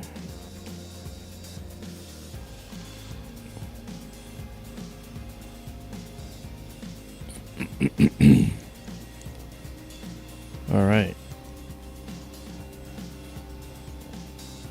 Let me just...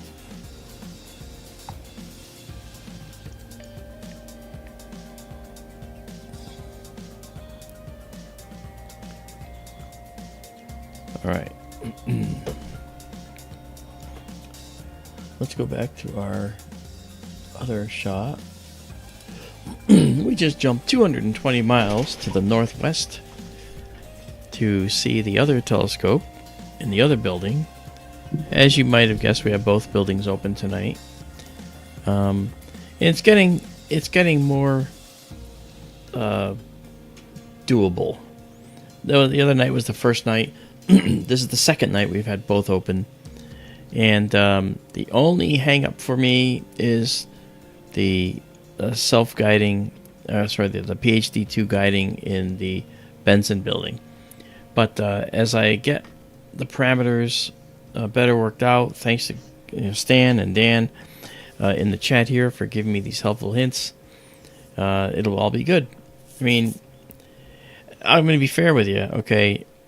I've used large observatory telescope systems. I've never used small scopes. I mean, this foray into SkyTour livestream was caused, okay, by Bill Skywatcher and Keith Ickes from P&K Space Imaging, who I know we haven't heard from in a while. But Keith and Bill said, you should really stream the astronomy stuff. Because I had an observatory on my front lawn in the town. It was a dome on my front lawn. A real dome. And it was the talk of the town. I dressed it up as Stuart the Minion on Halloween. It was all cool. But I had an instrument that's actually behind me right now that was out there. And I've taken it out. I'm probably not going to put that back out because I'm going to turn this into a solar observatory here. I've got linear actuators that are going to pull a top off and allow me to turn on a telescope whose sole purpose and only purpose is to follow the sun. So we can study the sun and its hydrogen alpha realm.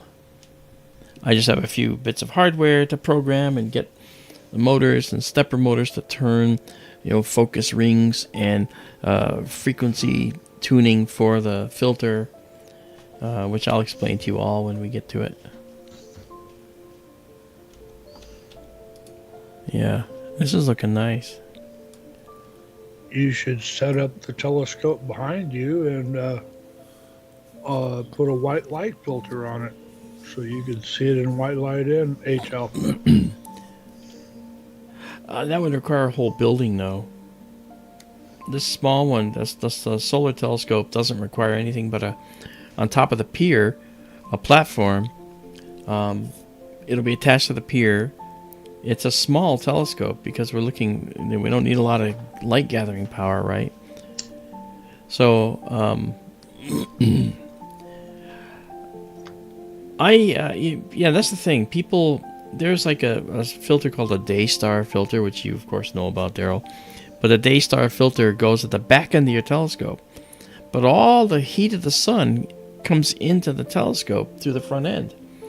And I I've had a bad experience with that. I had to work professionally with hydrogen alpha systems. That the hydrogen alpha telescope that I used was about 20 feet long, and it had a heliostat mirror that was aiming stuff up into the interior of the building. So you'd go in there and look through the interior system to actually view the hydrogen alpha.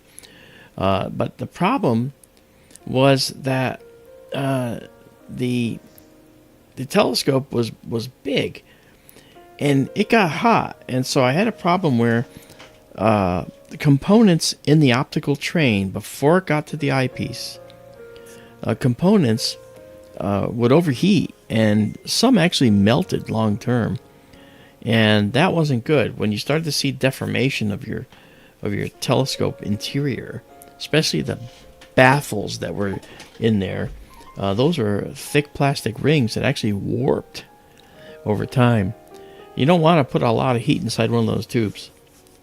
And a Schmidt-Cassegrain, if you've got a back end on it and not a open back there, that's a sealed tube. It's dangerous to heat that up to such high temperatures. So, as Daryl said, you want a solar filter on the very front of the telescope. In order to do that, and you don't do any of that stuff like eyepiece projection, where you project the sun out of a Schmidt-Cassegrain telescope onto a car and say, "Oh, look what I'm doing in a star party." You don't want to do that, because it's heating up the interior of the telescope, and any parts in there that can deform will deform.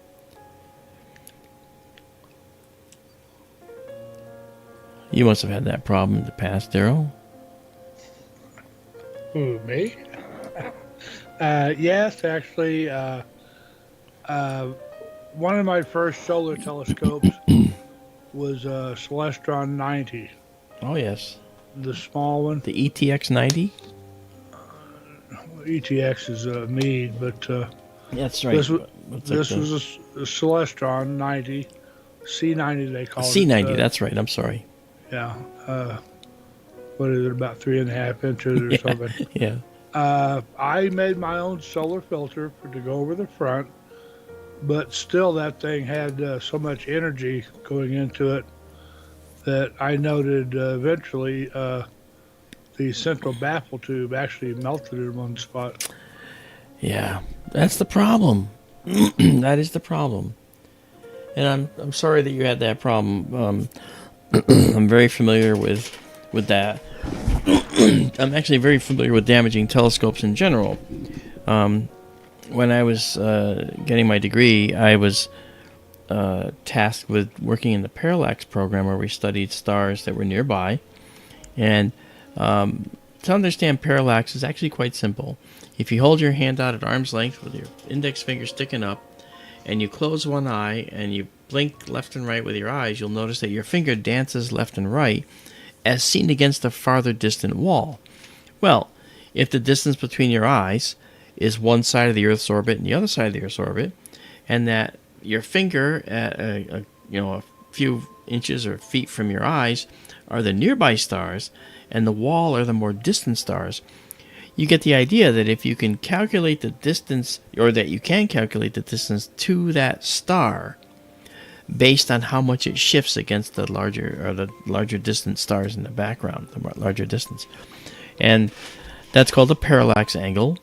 And we would often take imagery, very, very highly accurate imagery, with this old Alvin Clark refractor, which was over 100 years old, but it was just incredible. I think it was an F19 or F20. It was such a long focal length device, and the F ratio was so high. And so when we would actually use that, we would find that the telescope was so big, it was like 35 feet long, a couple tons or more, and the entire floor moved up and down to meet the telescope. And so we would set it to a destination, and now the eyepiece is literally 2 stories over your head. So you hit the elevator, and it goes up in the air, and suddenly you're 2 stories above where you were, and the eyepiece is now right at a comfortable level. And it was isolated from the telescope. It was totally separate. Well, Mr. Bright Idea here, I got the bright idea of moving the telescope at the same time I was moving the floor. And I was just trying to cut, because I'll be honest, in February when it was -2 inside the dome, you just wanted to get this done and quick so you can get out of there and go develop everything. And doing the development was done in a warm room, and I wanted warmth. So what happened? Well, I was raising the telescope, and around the center of the pier there are these iron bars that were like railings to prevent you from falling through the center. Kind of a good idea. Great idea, Dad. Don't want to fall through the floor.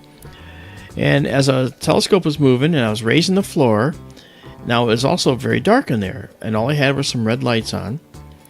And then I suddenly felt this resistance of the floor moving. It was like going, and I didn't know what that was, so I stopped. And I went back the other way. And I noticed that the telescope had stopped moving. So I turned on the white lights, which you never want to do.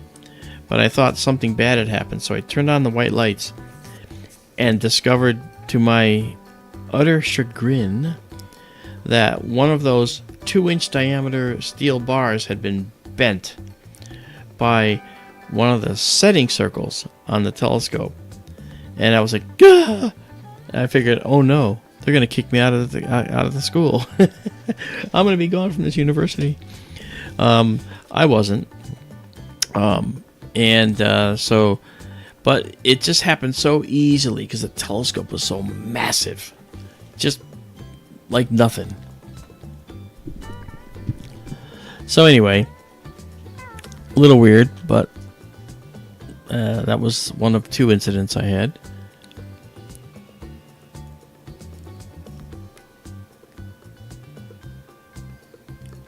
So I'm used to big stuff. I mean, and so when I went into putting an observatory in my front lawn, it was all new. I knew what I wanted. I had the right software. I had to create some hardware. And I was very excited about it, and that's what drove me. And that's what drove me to do the second building, too. The program that runs SkyTour Sonoran is the same one that runs SkyTour Benson. And eventually, we're going to end up having some fun with SkyTour Sonoran and SkyTour Benson together, shooting the same object, not like Nebula, but things like the moon. With 220 miles separation, we might be able to catch a image of the moon from both locations and create a 3D image of the moon. So you can actually see subtle difference from the 2 different points on the Earth looking at the same thing at the same time. So a stereogram. You got it. We're going to create a stereogram of the moon. And I think it'll be the first time it's ever been done. I don't know that it's been done. I can't imagine it hasn't. I just don't know about it. It probably has been done. Let's go over to our wide field view now. There we go. That's really pretty. Okay, we're gonna save this and save this exactly as seen. Alright, and now we'll be done with the Rosette. And we'll just go back to our low light mode so we can do our finding. Alright, there we go. Okay. And now back to Benson. Benson, Arizona. Warm wind through my hair. If you ever saw Dark Star, you've heard that song. Dark Star was a really bad movie. But it was so bad it was great. It was about a crew of like 4 or 5 guys who their job is to take these sentient or intelligent bombs out and talk to them and tell them that they have to go destroy this planet or destroy this or destroy that. And the bomb had a existential crisis and didn't want to go off. And so the movie is about them trying to talk this bomb out of blowing up inside the ship. Really, really funny.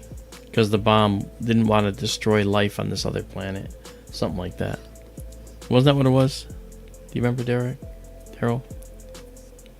I never saw that. Oh. Or you're missing a really funny movie. Dean Bussador asked if we're streaming the eclipse next month. I haven't checked if there's a lunar eclipse next month, but there must be, huh? Is that what you're suggesting? Or solar eclipse? Is there a partial solar eclipse?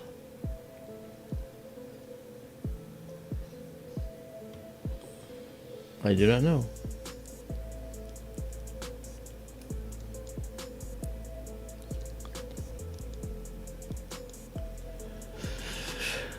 Okay, we'll save this at 55. There we go. Save.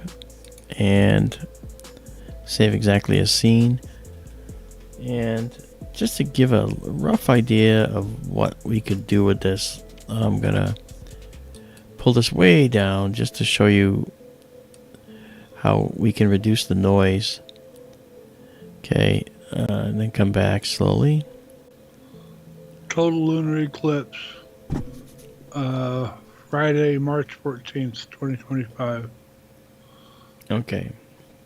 And it looks like you're in an almost ideal place for it. Well, we will be viewing it. If it's, Start to finish. we will watch it from both telescopes. And this telescope here now is very well suited to do crater diving on the moon.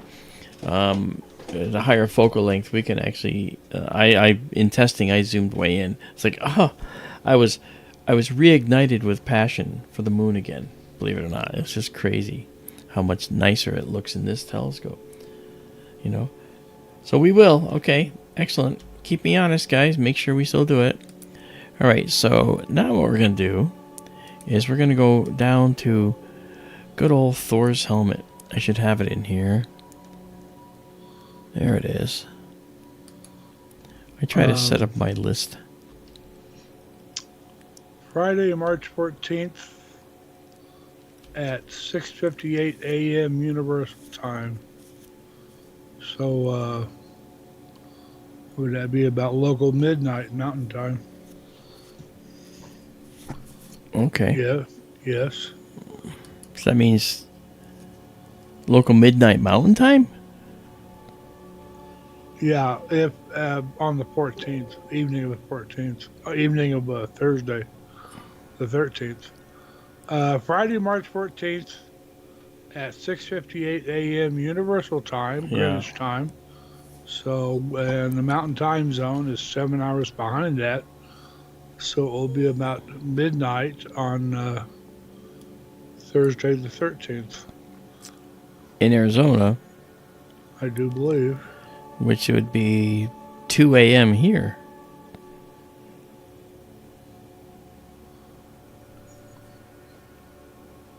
Correct? Yeah. So Eastern Time is 5 hours behind Universal Time, and yeah. Mountain Time is 7 hours behind Universal Time. So yes. Yeah. So we're gonna be 2 a.m. All right. Well, we'll consider it. I think that's our midpoint of the eclipse. Okay. So we might be able to check this out. If it's clear in both places, there's no reason that we shouldn't be doing that. Okay. We're gonna start this exposure. This is Thor's helmet. This is gonna be a 25-second exposure. And actually, yeah, we'll do 25 for now. And then we're going to go into our deep sky mode here. And this is our previous image we did, the Rosette. Okay, and we'll be replacing that with the Thor's helmet. I'll explain to you all about Thor's helmet in just a minute. Meanwhile, I'm going to come out of here. We got 60 done, so I went 5 more, so I don't mind that. Keep going, and I will pull this up a little bit. Since lunar and solar eclipses tend to happen together 2 weeks apart, Yeah. there is also a partial solar eclipse on March 29th, but I think only, let's see, the Northeast U.S., Eastern Canada, Greenland, Europe, Africa, and Northwest Russia will see that. Okay. The solar eclipse, Yeah, right. March 29th. I will not have the solar telescope up by then. Okay, let's go over here now to PhD 2. You can see we're still guiding. We're going to stop for now. And come back over here. And where we're going to go now is down to Thor's helmet, as promised. So, I don't know if it's going to be in this particular one. Oh, it is, because I did it before. Okay. So now we're going to head to Thor's helmet. Again, we may have to go finding it because, you know, let's Merzam. I just saw on Stellarium there something I'd been meaning to look up again. Oh. The star just west of Sirius. It's called the Announcer, if I remember correctly. It comes up just before Sirius does. Okay. Alright, I am going to see if it can identify where we are. And I don't see why not. Okay, good. So it knows. So now what I can do is,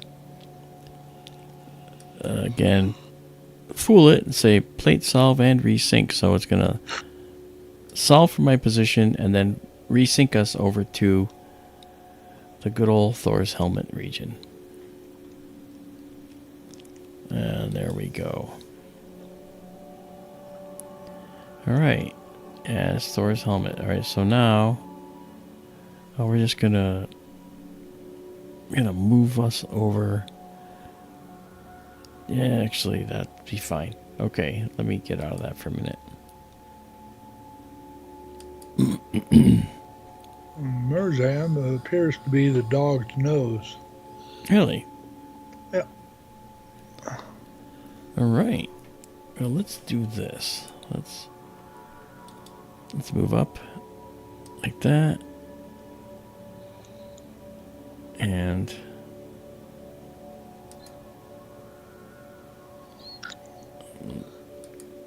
down a little bit. Did Izabela leave? I haven't seen her in a while. Oh, she might have fallen asleep. It's late in Bulgaria. Well, it's early in Bulgaria.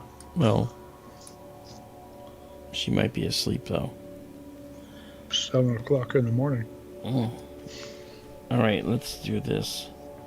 Oh, she's here. There she is. Hi, Izabela. Okay, good. Okay. Let's go see how Thor's helmet is looking. First of all, let's come in here and let's get a star going here. Let's see if we can get our star. Oh, we got plenty of stars. We should be able to find stars in here. So let's do multiples. And we got multiple stars. Excellent. Alright, so we start guiding on those. We've got 1, 2, 3, 4, 5, 6 guide stars.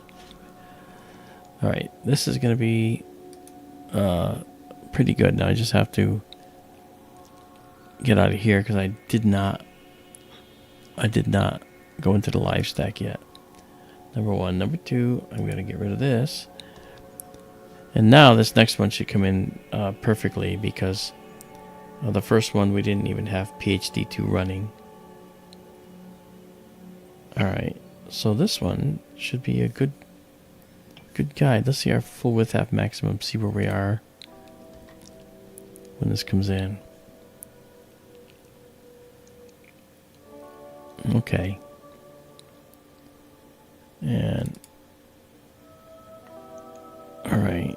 So that's all right. So 11, I'm going to drop it down.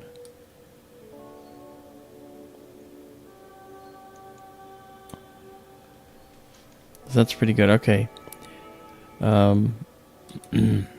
There's Thor's helmet, guys. It's a very interesting location, which I'll tell you about. It has to do with that star right there, I believe. And let me color correct. Okay, that was kind of a bad color correcting. That's better. Okay. So Thor's helmet is a very interesting location in the sky. And we can look at it while we're waiting for this to kind of come in a little better. We can go look at it from this one. All right. And we're going to color correct this as well. Here we go. Nice. And we can zoom in a little. But here's our field of view here. Remember, we're 1.5 degrees by a degree tall. And now you'll notice some reds in here, the H alpha, hydrogen alpha, the ionized hydrogen. But, okay, in this... Okay, hold on a minute. I've got to go back and look for a second. Oh, we're 90 degrees, that's right, that's why. Okay, that's the star right there. That star right there is the star that actually is behind Thor's helmet. This guy right here. Okay, that star in the red box is known as a Wolf-Rayet star. Now, Wolf and Rayet are two astronomers that discovered that some stars actually, before they get to the end of their lives, they actually push off their outer layers because they have such massive stellar winds. And that's what's happening here. This star's stellar winds are so incredibly high that its outer atmosphere outside the core has been pushed away from the star, and literally the star is blowing bubbles. And that's what we're seeing here. It's blowing a bubble. Now, the interstellar medium takes over with the forces out there, and you can see that some of the material is being spread out like this. Maybe that's due to rotation of the star inside over time. Maybe it's due to interaction with different regions of density in the interstellar medium. But one thing that's clear is that this particular object is just immense, and it's light years across, of course. And so we're looking at doubly ionized oxygen. So most of the outer envelope of this star had a lot of oxygen in it. That stands to reason, though, because oxygen is literally the third most abundant element in the entire universe. We start with hydrogen, helium, then oxygen, and the fourth most abundant is carbon. So we see some hydrogen here, but where the oxygen is denser, it'll literally dwarf the brightness of the hydrogen. So we see mostly oxygen in this case. And that teal blue is just what doubly ionized oxygen looks like. You know. Now going to the other one, okay, here is our other view. Oops, excuse me. There we go. Here's the other view of it, and we're seeing it now with much more focal length. That is magnification. That translates to magnification. So we're checking out this guy here. This is the star again. Again, we're 90 degrees rotated. Okay, so this direction here to this side is down for our other view over here. Okay, and that's this view here. Notice that arc of red. Okay, that arc of red is here now. Okay, so we're 90 degrees to the left. Now, what we could do with the field rotator, we could rotate this to be exactly the same and just leave it at that, you know. But so far, if PhD can guide the way I want it to, then this is actually reasonable right now. And all, again, thanks to Stan from Two Rivers Observatory and Dan in the chat for helpful hints. And it really comes down to this, I'm an astronomer. I've not been a telescope enthusiast at the same level as some of you guys who are doing it. So I'm always able to learn new things, and don't ever think that I'm beyond that, So I will never be that guy who is arrogant about it. Okay, this is pretty. We'll see some new details shown up there soon. So let's go back and look at our other one right now. Let's play with the curves a little bit just to see if we can pull out some more detail by softening a little of this. And then coming over here, setting our black level right near the peak of the curve. Where does it want to be? Let's see where it wants to be. It's going to probably make it like the, yeah, that's what I thought. So that's not bad, actually. Wow, look at that. Now, the thing about this star in here is that we are looking at the star as it's approaching the end of its life, but it's actually a self-made end-of-life prophecy for the star. It's pushed off its outer layers with such force that now we're basically looking at the core of the star here. When we look at this is literally just the core of the star. Again, thousands of light years away, we're looking at the core of the star. And the core of the star may have been between 15 and 20% the size of the whole star to begin with.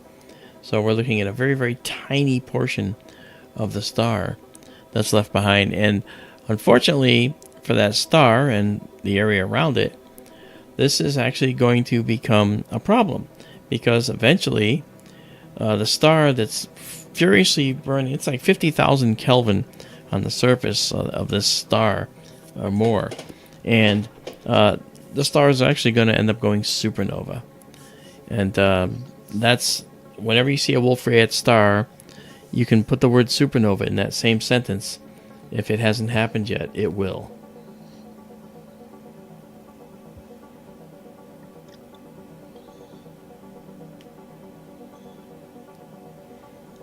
Yeah, okay. Let's go see this now.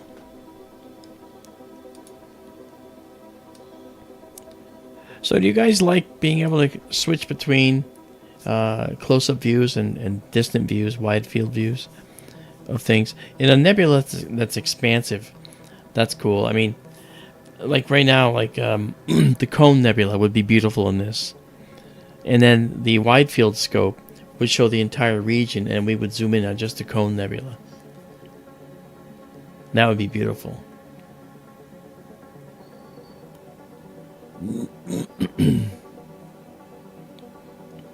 See, tomorrow's Monday. All right. Well, I don't have to be on a radio show until 7 o'clock tomorrow night. I'll be on Don Ecker's radio show tomorrow night. That's on Dark Matters Radio. And we're going to be talking about SkyTour Sonoran and SkyTour Benson. So we'll be able to share a lot of information, development, thought process, all that stuff. That'll be from like 7 to 9, I think. If you don't know the silverback of ufology, that's Don Ecker. Used to be a police officer, detective, and now he's an investigator of aerial anomalies. Just like me. Okay.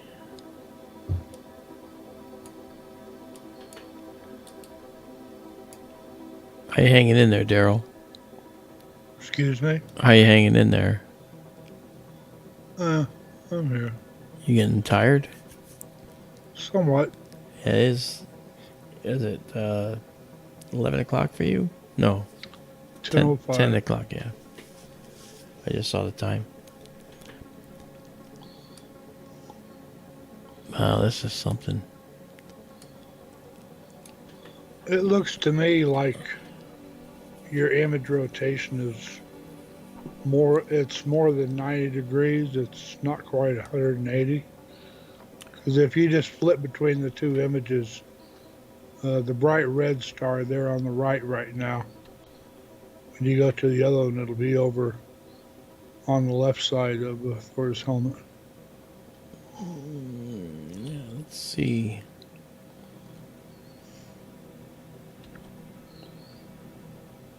Yeah, I was looking at this arm. I was looking at this arm here. Oops, sorry. You see the stars on the left, Yeah, I see that one, yeah. stars on the right.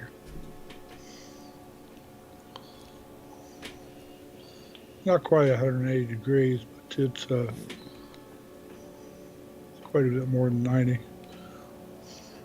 Well, the field rotator will allow us to align them, which is cool. I have a unique problem with this setup because the camera doesn't align with the up and down axis of the telescope. When it's screwed on all the way, it's sort of off at an angle. And so I had to turn the camera upright, but I had to move the entire auto guider and everything with it. So the auto guider's off center. So the camera should have been upright, but it would have to have been flipped the other way. But I couldn't flip it the other way because of limitations with the wiring. So I think that's why it's set up. I think that's exactly why it's set up the way it is now. I'm really impressed with the guiding, though. This is coming out really nice. I mean, Thor's helmet region, plenty of stars. You know?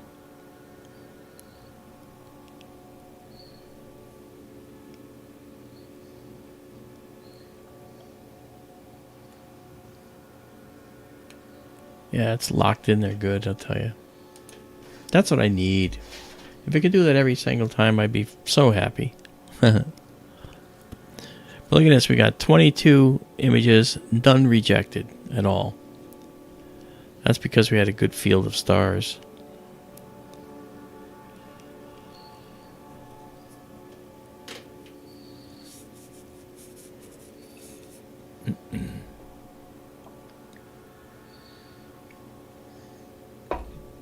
Okay, let's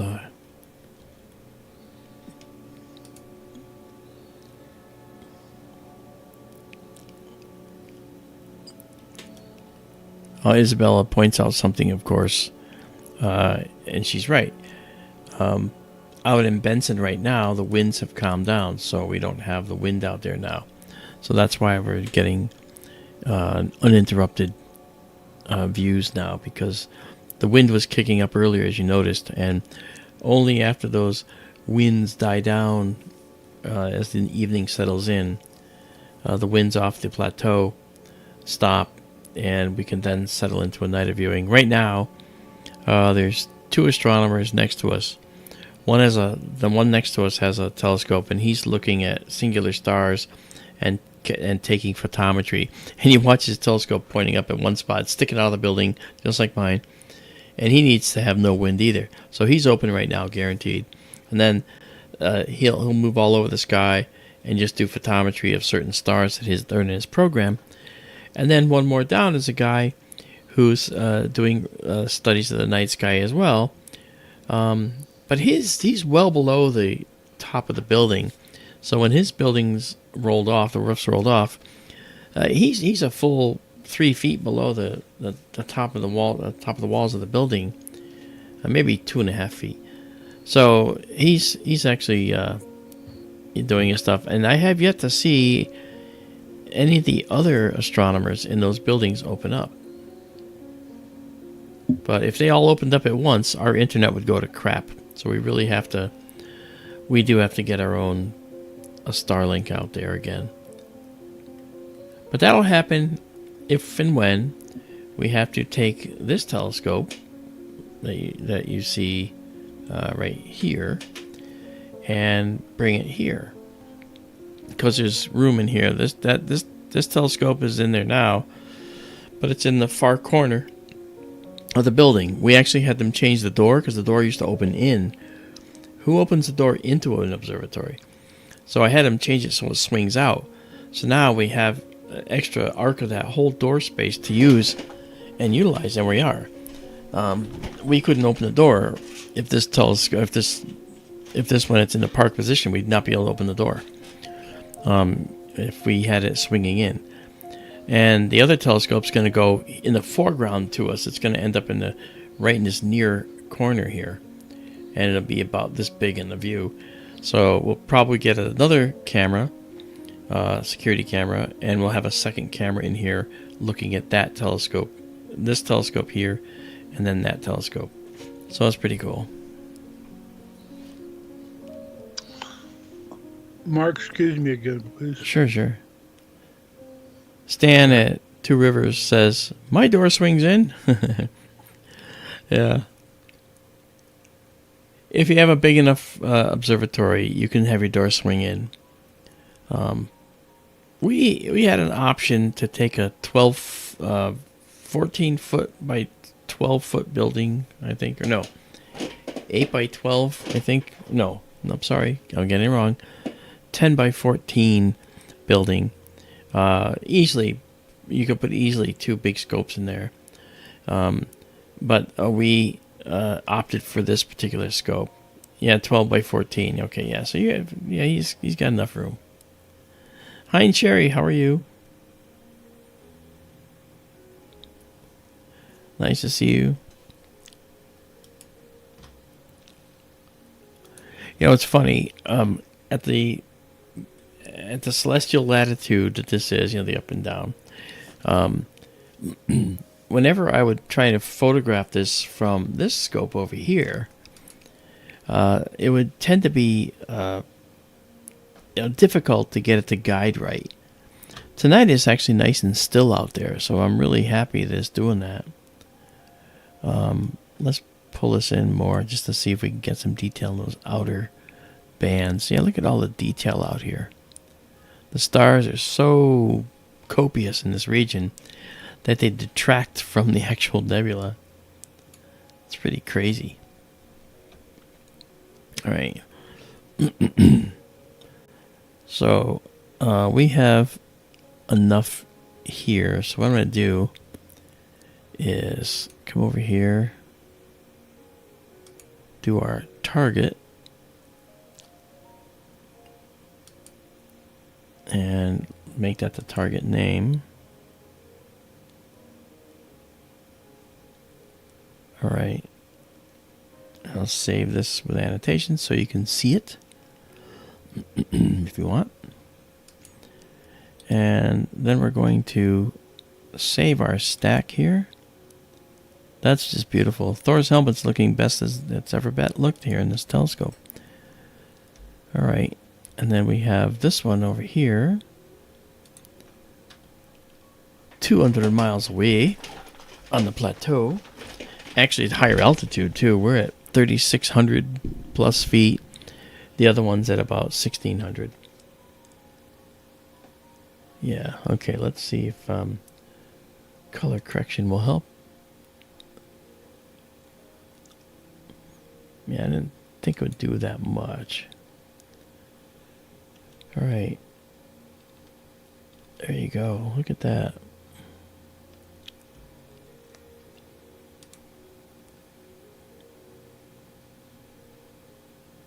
That's something else. Okay.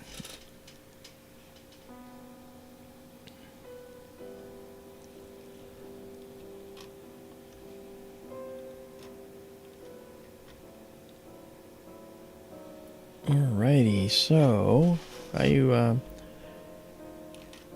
as I said, I hope you guys enjoy being able to shuffle back and forth between two different views. This one is actually, you know, the field of view we zoomed in on, but if we pull back, welcome back, Daryl. Thank you. That's how big Thor's helmet is in our field of view on this telescope. But on this telescope, you know, this is actually about the size. Look at that. That's something else.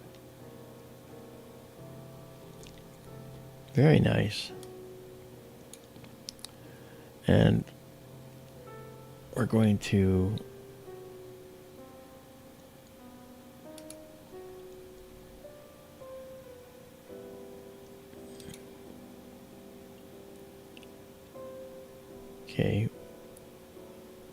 save this one with annotations. Okay, and then save it.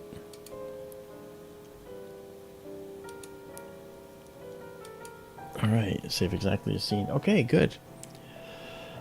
Alright, so now you learned about Wolf-Rayet stars, how they blow off their outer layers, and how they're very, very hot stars with very, very powerful stellar winds. And we're going to leave Thor's helmet behind for tonight because it's just getting too hot in here because we keep watching it and looking at it. I'm kidding. And now what I'll do is do this and get us into our low light mode. And now let's go and... Well, thank you, Daryl, for putting up the location. Alright, so now we're going to come back here. We'll save this one more time if we didn't already. At 60. Save exactly as seen. Pop ourselves out of there. Go into low light mode. And showcase. There we are. And now what we'll do is come in here. Now I'm at a crossroads. I want to be able to find something very cool.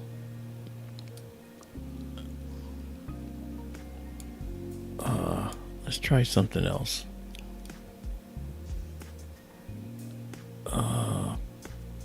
It's probably not available. What's that? I'm trying to figure out if M81 is up right now. I don't think it is.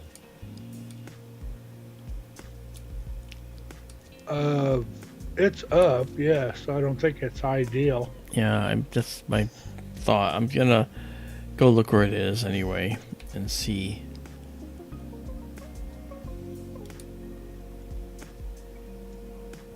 Oh, that's actually not so bad, Daryl. Look. So we have M81 and M82. No, we might be able to do that. We may not have any guide stars there, though. But I'm going to try it. Let's see if it's going to work or if it's going to break everything. Alright, so let's try it. Unless there's other galaxies you want to do before these.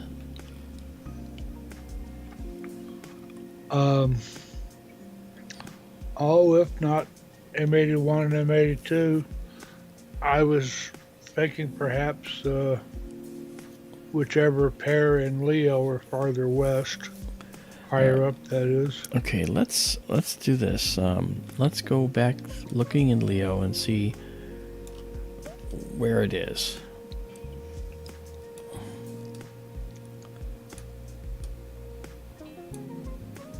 I mean, if you're looking in Stellarium, I can't see it now on the Skype page.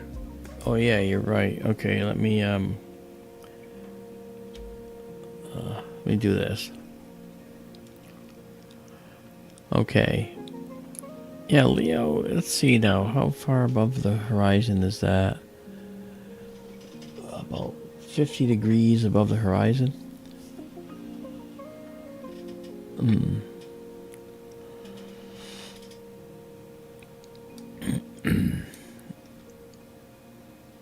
This might be something we can do here.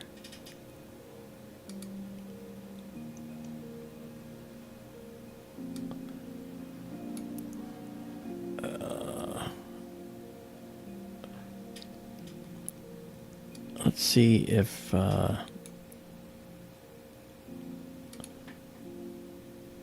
this would be where the Leo triplet is for us. But we might be able to get these two in the view. Right? Well, that was the idea. I mean, I'm just looking at the quick and dirty planisphere view of Yeah. heavens above, and it looks like M81 and M82 may be a little higher than Leo is right now. Yeah, we can't see the triplet right now from SkyTour Sonoran. We'd have to only be able to see it from Benson. So why don't we do M81 and M82?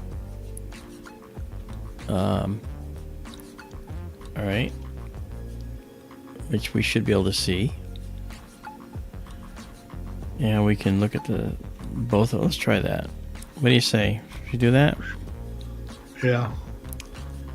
I'm afraid we probably should. Let me just tweak my scope. All right. Kathy Prunasek, thank you for joining us tonight, and you have a good night.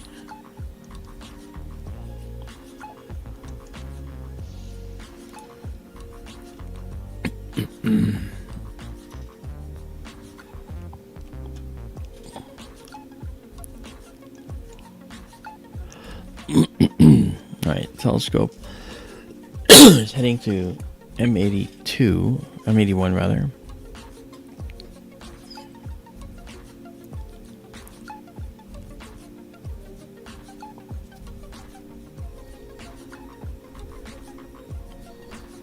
There it is. Okay, so let's bring it down in to the view.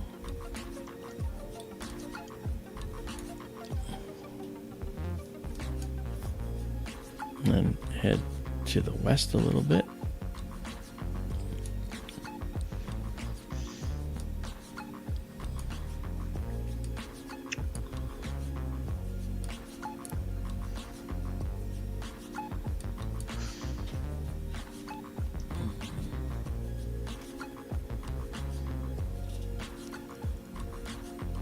And to those that are heading to bed, thank you so much for joining us tonight. Don't forget to go up to skytourlive.org and check out these photos that will be sitting up there just waiting for you to go grab them. They're all free. Also consider, those of you that are able, join our Patreon. For a small monthly fee, you can get several of these images. For the higher levels, you get all the images that are highly processed. But for some of the lower tiers, we're going to include some SkyTour swag. I keep saying we're going to, and why not just do it? We're gonna work that out. I just have to get a little tracker program so that I can track who's got what when. Okay, this will be a 30-second shot. And off we go. Is this Wickenburg or Benson? This is Wickenburg right here. All right, kind of thought so. Yeah, and so I'm going to go into the dark sky mode. And that's the last image we took. That'll clear itself as soon as we get back. Now let's go over to Benson, and here I'm gonna have to do a search for this location. Well, we're gonna see if it can find it. It's gonna be off a little bit, obviously, and I don't like that it's gonna be off, but I have no choice. So we're gonna have to try and locate the galaxy, because again, we're not aligned fully yet, and it's more than enough to cause problems. Okay. All right, let's see where it goes.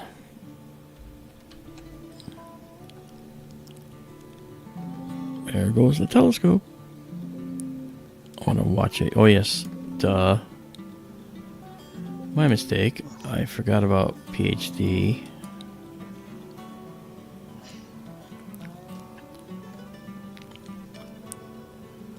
We got the cable management thing handled over there too. You see how the cables are just dangling from under the telescope here?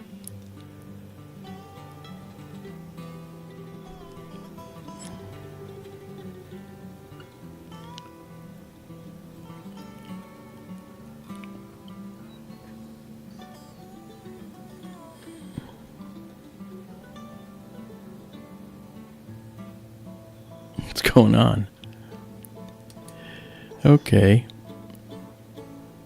I don't know why it's doing that. That doesn't seem to... It's behind the building now. Let's see where it thinks it went.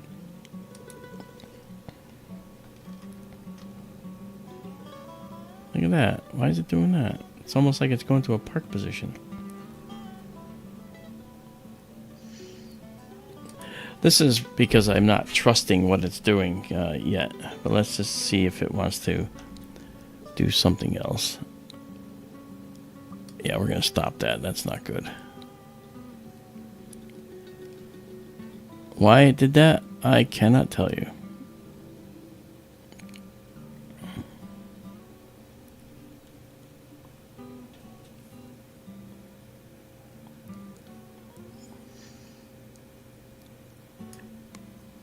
I cannot tell you why it did that.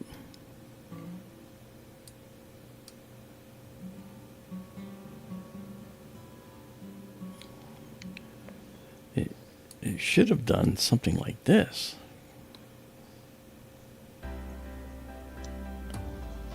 Alright, so what I'll do now is I'm going to go here. And let's see if it goes this way. That's right. Okay.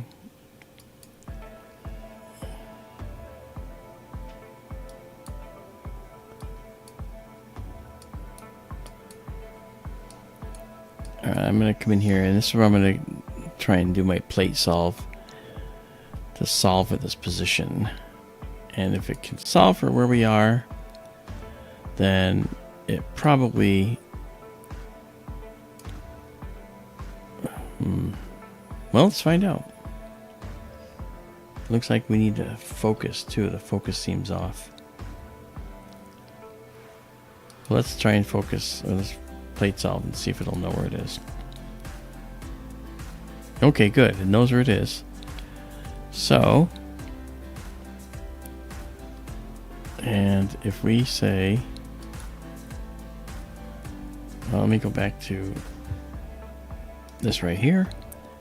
Okay, so we have Bode's Galaxy selected. Come back here and say plate solve and resync. Now let's see. It should just move a short distance. Oh, see, it says it couldn't plate solve. That's strange. Oh, out of the sync limits. Interesting.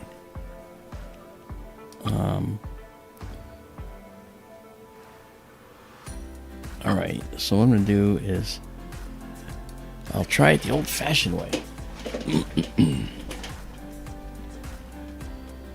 The old-fashioned way, Daryl. I'm going to just copy the coordinates into here. And now come over here. And we're going to say 9. 36, 47.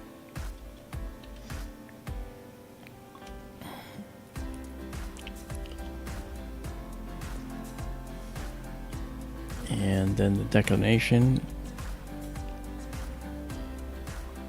is going to be 68.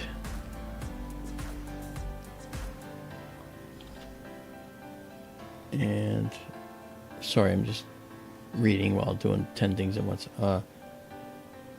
68, 53, 16.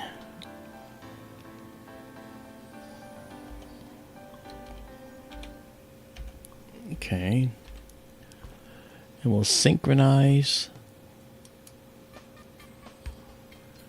except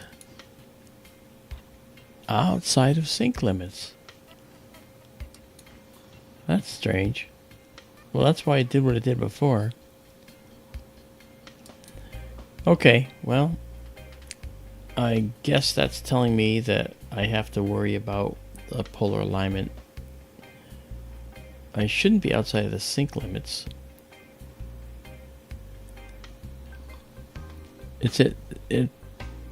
Sync limits are like within 15 degrees or something, and I'm within seconds. All right, you know what I'm gonna do though? Here's what I'm gonna do. First things first, I'm going to get out of here, and I'm going to head in a positive direction with the focuser, and let's see if that goes the wrong way. It did not. It went the right way. All right. Now I'm going to do a 25-second shot. See if we get any semblance of the galaxy in here. And it might be a little out of sorts. It may not be.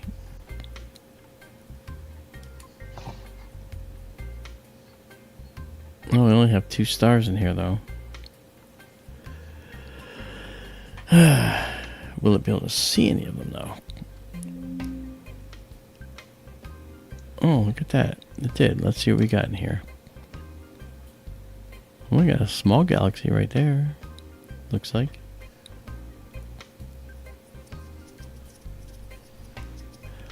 It would just be catch as catch can here if I was trying to do this tonight like this.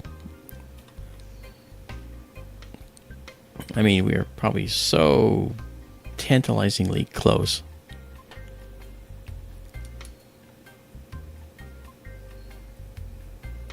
That's my guess.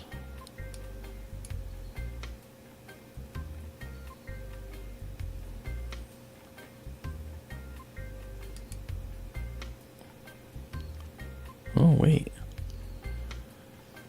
Well, let's do this now.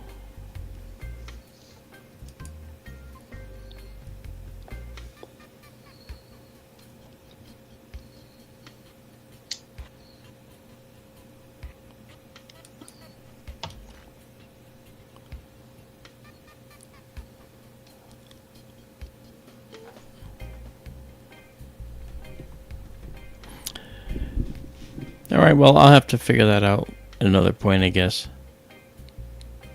But, I'm not sure why we're out of sync limits there.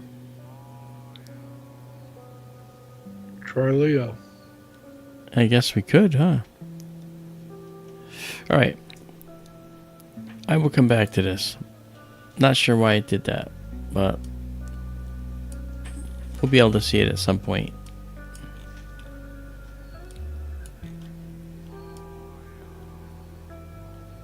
Alright, let's go over here.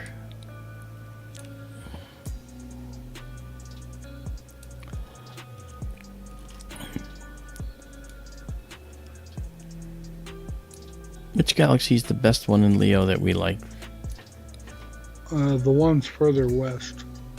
Yeah, okay, so over here. No, the other one's. That's further west. That's further east. There's further west right there. Well, these are further east. These are further west. The ones under the lion's belly Yeah. versus the ones under the lion's back leg. So 96 and 95? Yes. Okay. Well, let's see if we can get to 96. Make sure nothing's happened here.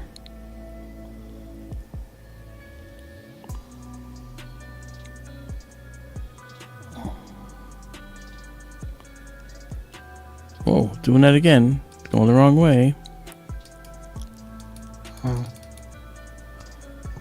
Alright.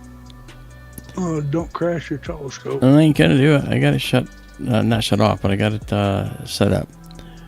Stan says, see if limits are turned on in GSMs. I believe there's some default limits, Stan, but we're gonna check.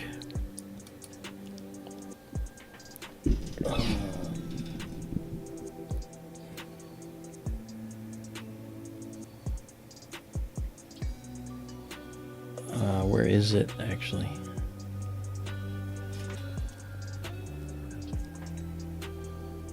I've seen it.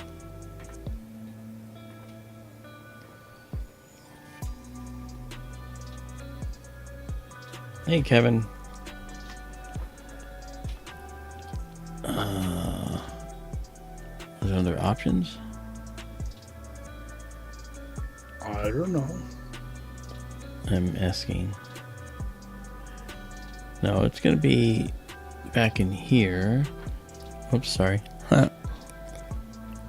Let's get out of this.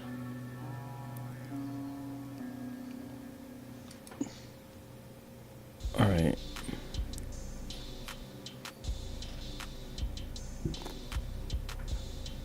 I had limits set up, so I don't know. Well, Stan, tell me where they are, because I don't know where they are. I'm trying to find them. I remember seeing them.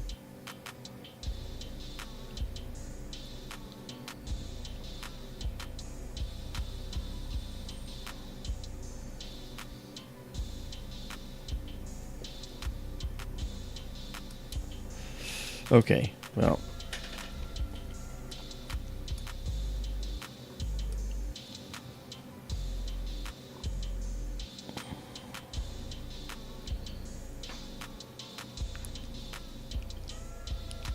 I wonder if I lost. Let me try it at home and see if that is going to go back to the right thing again.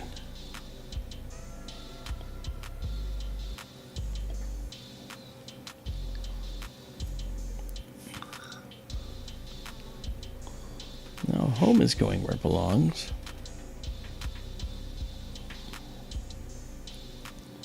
Let's stop right there. I can't help but think that maybe this was related to that earlier unresponsiveness. Okay.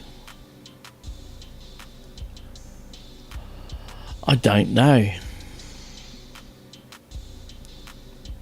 Let's see if the park position remains where it belongs. Actually, this is... Park position is set to park. Let's see if it knows where it's going to go for that. Well, so far so good.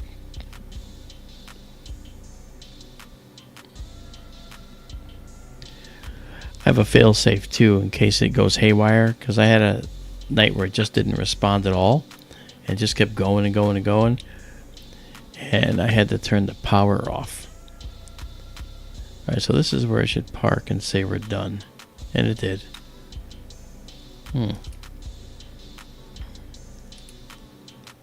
Alright, well, let's see from here if I tell it to go to Leo now. Let's see what it does.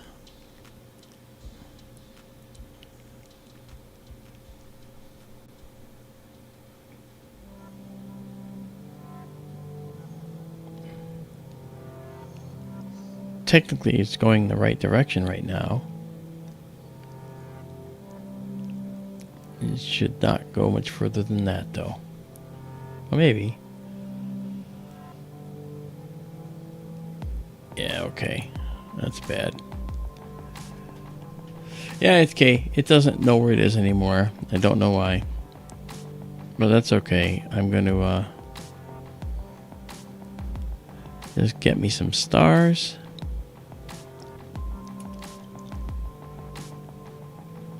And once I have some stars,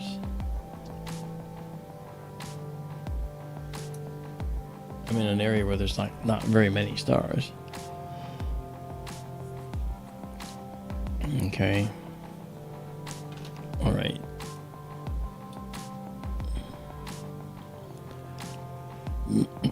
I'm determined. I'm telling you.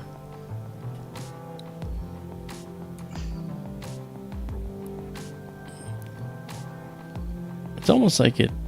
There we go. So we should be able to use these stars to determine our position.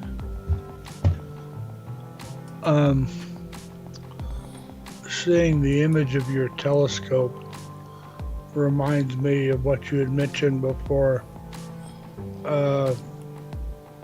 Is the roof in the way right now of trying to see Leo? No, the telescope's almost pointing at Leo. It's just a little bit further to the west. This is the western wall. This is the northern wall. So, and this is the eastern wall, this side to the right. South is directly behind us. So west is out there, and it's Leo's about that high right now, actually. So the wall's not in the way. All right, let me see if I can select something nearby where we think we are. Okay, and the telescope is up there. Oh, you know what? I'll do this. Let's try this. Beehive cluster. Okay, we're gonna do that. We got the beehive selected. Let's see if it's... No, I want to do that. I want to do this. I want to do this. I want to say... I'm going to say... Plate solve. Plate solve only. Alright, so it knows where it is. Now... It didn't sync yet. Let's see if I do this.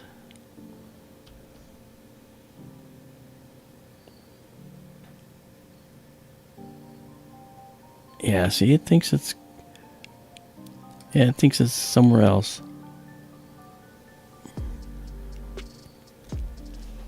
It thinks its systems are all reversed for some reason. I didn't tell it to do anything like that.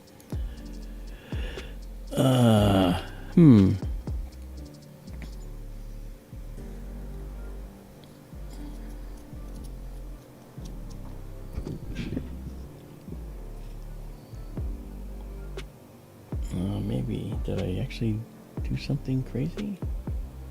Oh, that's our... Look at that. SkyTour Sonoran has been imaging M81 all this time. That's beautiful. 36 frames. And let's quickly go in here and grab that and say, set that as the target. Well, I think that's a beautiful target. So we'll save it. Save exactly as seen. Now let's do this. Let's come over here. Let's pull this back, get a little bit more data. There we go. Look at that. That's pretty. That's really pretty. We'll save that exactly as scene, actually. Already saved the fits file. And I'll have to tell it. There we go. Nice. So this has been Yeah, for 38. It's been going for 19 minutes now. All right. on the Wickenburg scope. Yeah. All right. So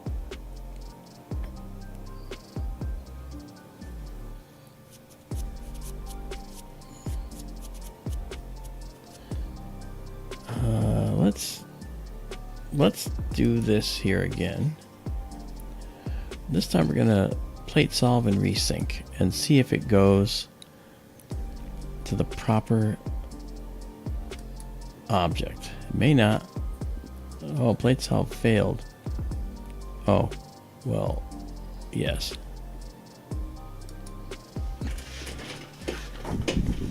Because I moved it.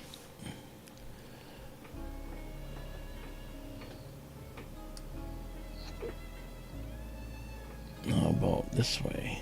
That's gonna.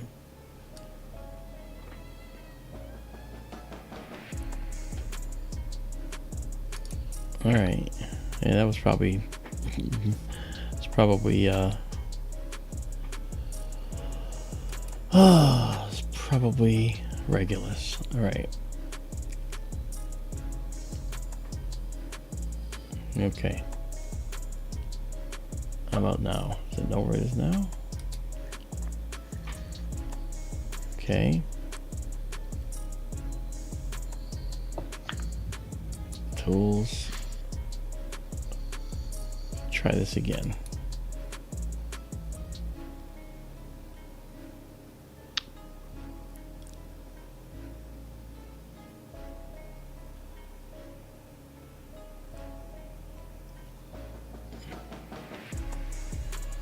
Okay, so it resynced on a different area of the sky, which is good.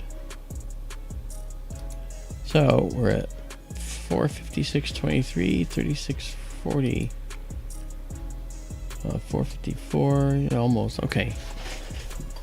All right, that's good. So now let's see if we can get it to say go to the beehive cluster, shall we?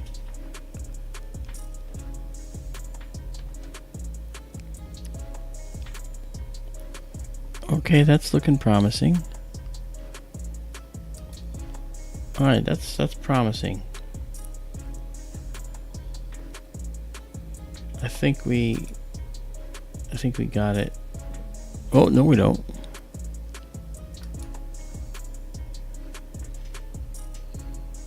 Or do we? Oh, we probably did, huh? Yeah, because that's going to be, yeah, right near the zenith. So, yeah. Okay, I was premature. I was letting my little panic set in, so.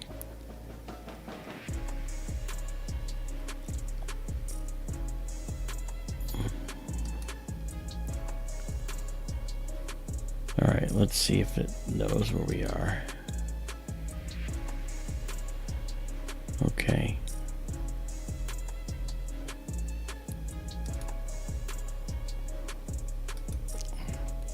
Let's do this. It's going to be right near the zenith anyway, so I probably should have let it continue.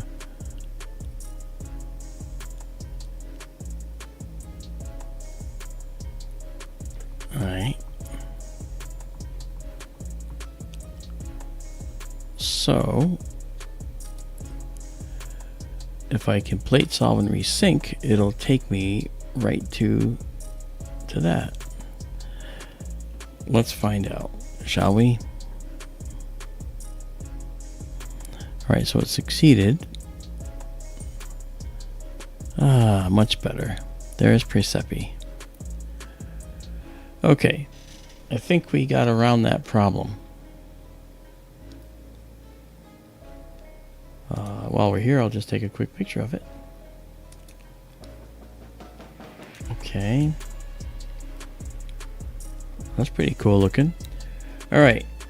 Now, let's go and see what PhD would do. Let's start it up here. Oh, here we go. It's saying the pulse guide thing is failed again. Alright, let's try this. Alright. Now Alt S. Several stars. Okay. Let's clear and start again.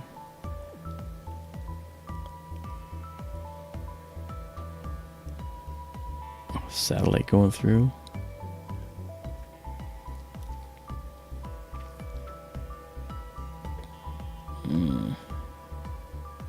Trend lines. Trend lines.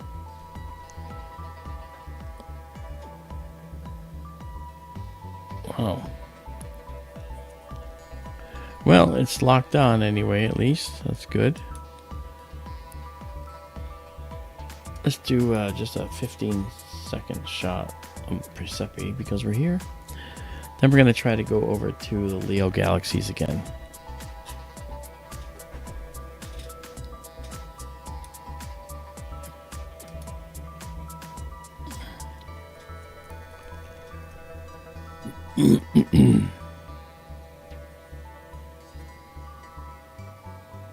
All right.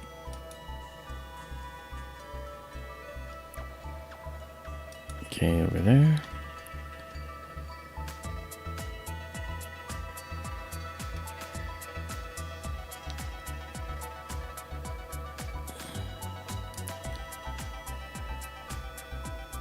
I gotta figure out why I can't get to why the curves do that to me.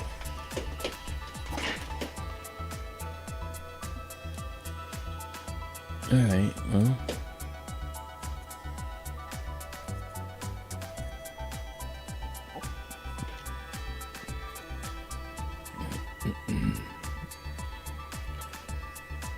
All right, we're gonna save it. I got 3 frames. I don't want too many, it's just stars. I wanted to get a size comparison. Looks like that red star near center is a double. It does, doesn't it? You can see that faint stuff in there. That faint companion there. Oh.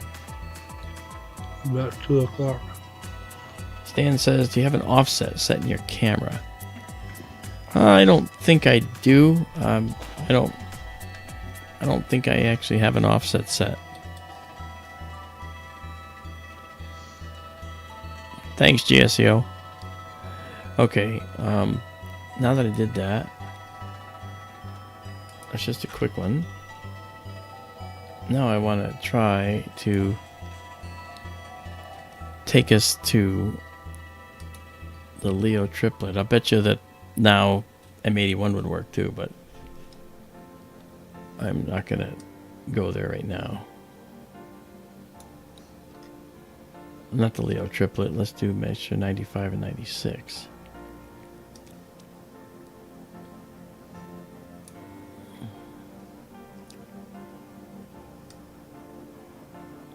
Right there.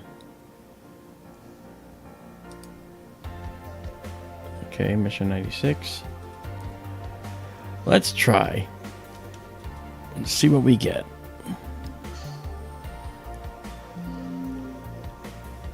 All right, that's looking more promising. That's right, PhD 2. Sorry, should have remembered. Whoa. Why is the telescope doing that? Okay. It looked promising at first, and then it went crazy. I'm not sure what's going on. But, alright. I am going to, I thought we had it, though. Let's see where it thinks it is.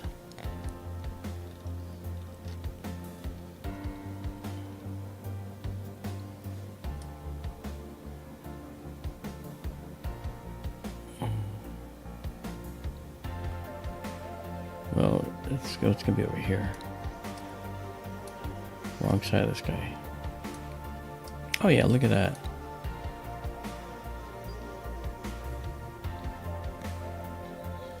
Wait a minute.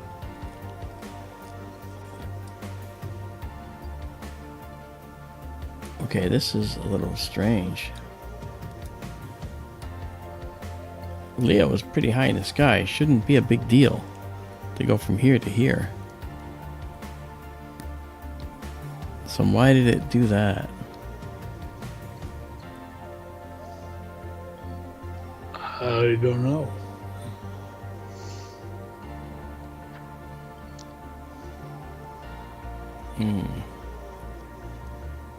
The offset for that camera should be set to 30 with a gain of 120. I think 120 is the unity gain value for that camera, I think. But I do like pushing my cameras a little. Boy oh boy. Alright. Yeah, park it and restart it. I think you're right. Disconnect and reconnect. Turn off power, turn on power, do the whole 9 yards. Alright, well, here's what I'm going to do. I'm going to do that.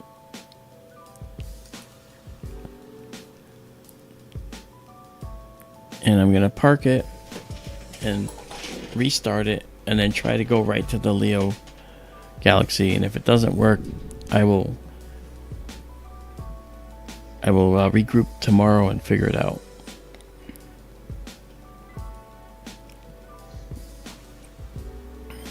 It knows its home position. It knows its park position.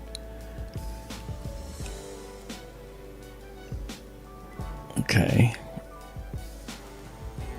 Okay, so now we're parked. Alright, so I will disconnect. It's going to complain that other things are attached. Or maybe not. Alright. Get out of it entirely. See, still connected. Yep.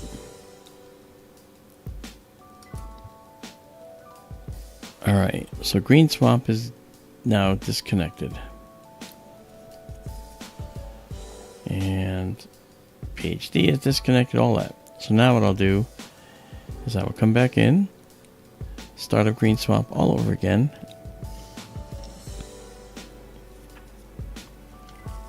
Alright, connect. And we know our park position there. We're going to unpark. Accept. Zoom up to the home position. That should do it. Okay.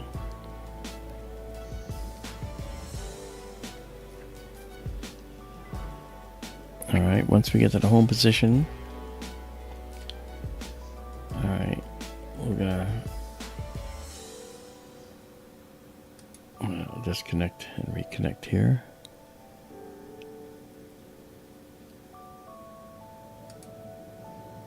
Alright. Alright, so here we are, reconnected. And now let's go over here. Let's see if we can go to the beehive actually again. Our values are probably a little messed up, but we're gonna try. Oh, this may not work. Yeah, okay. I have to reconnect this again. Yeah, disconnect and reconnect. There we go. Alright. Now let's try it again.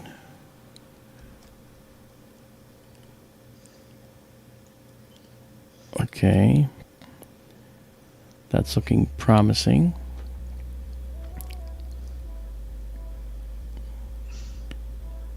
As long as it doesn't go wacky. It's going to be near the zenith, so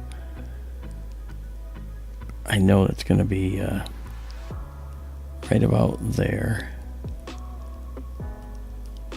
Yeah, and there we go. So Precepi is fine. And so now what we'll do is we should be able to go right to Leo. Actually, why don't we try to go to Regulus? it should know. If it's going there and knows that, then it should know where Regulus is. So let's go to Regulus. All right. It should just stop around here or so. Is that a comet down at the lower left in Stellarium? No. What is that? Yeah, look at it. See what it's doing? Look at this. That is not right. That's incorrect.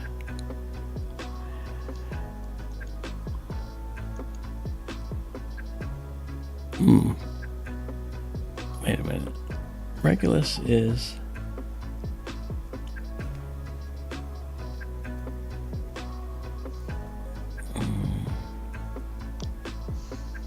That's a meteor shower indicator. Oh. What does that say? I can't read it. Antihelion. Okay. Yeah, see, Regulus is 62 degrees above the horizon. So, why is this way the hell down here somewhere?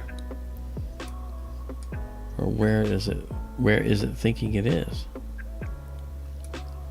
Why is it missing? Where did it go?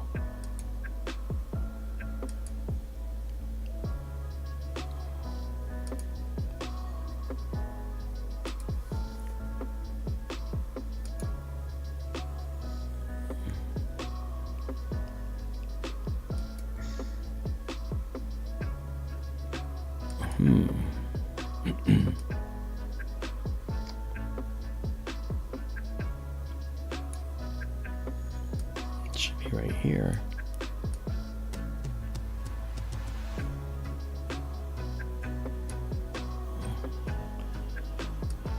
Wait, this is moving wrongly here. Hold on.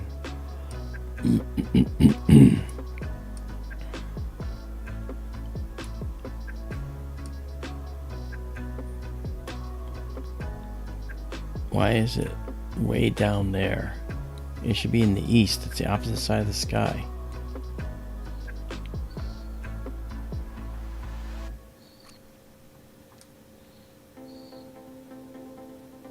I don't get it. It has gone to the... Wait a minute.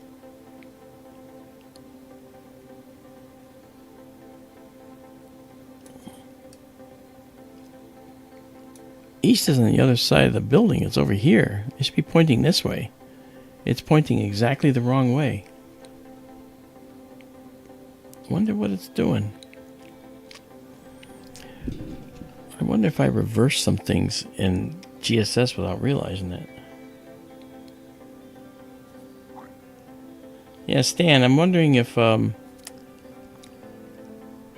wonder if I hotkeyed some setting in here, because it's trying to go to Regulus by going to the west, and Regulus is to the east.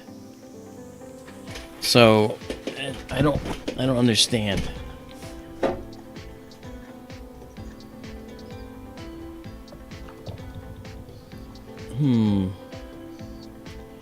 Yet it went to Persepi with no problem. Then I told it to go just here, and it couldn't do it.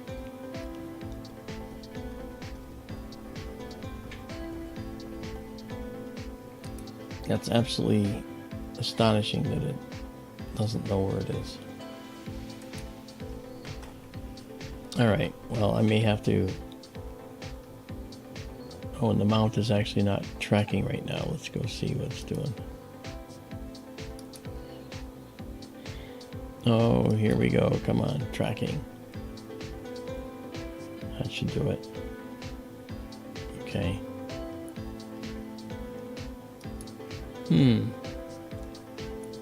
Boy, I hope there's nothing wrong with the mount.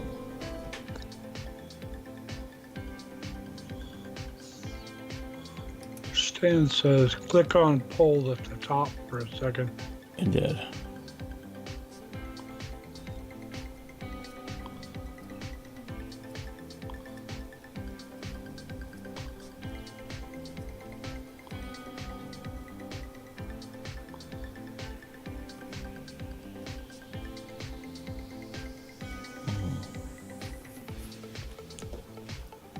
Hey folks, thank you for going through the growing pains with us. We got some good shots tonight.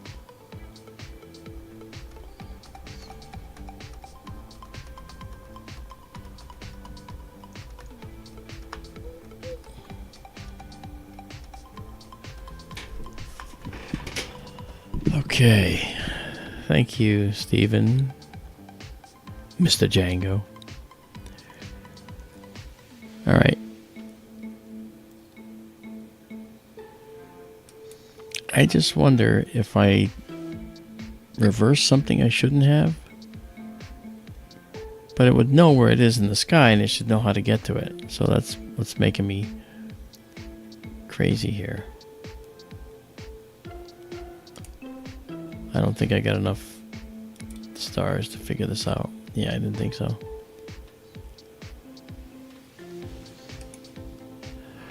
Okay.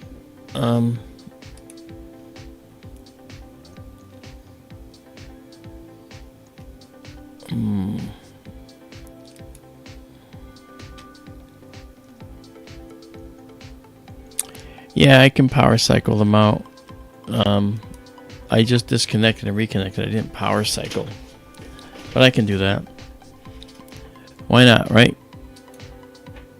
What could possibly go wrong? Boom.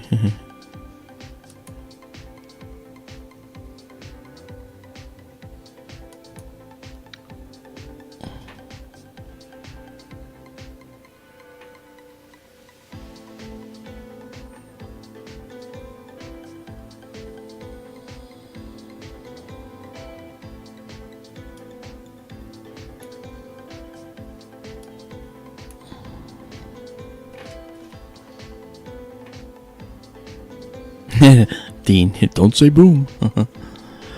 You're right, man. You're right. You have spoken wisely. Okay. So now I'll disconnect.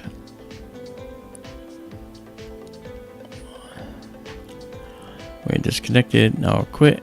It'll complain. I don't care. Yep. Alright, and now I should never have to power cycle my mount. That's the problem. Alright, so now I'm going to shut it off. And you'll notice when I shut it off, you'll see the you actually see a subtle lighting change in there. You'll see the handset go off. Let me just get in here and grab this. There we go. Alright. There's the handset right there. I don't need to see it. That's not what I'm doing, but if I hit this now, I'll turn that off. Okay. So power cycles went. So I'll wait 10 seconds.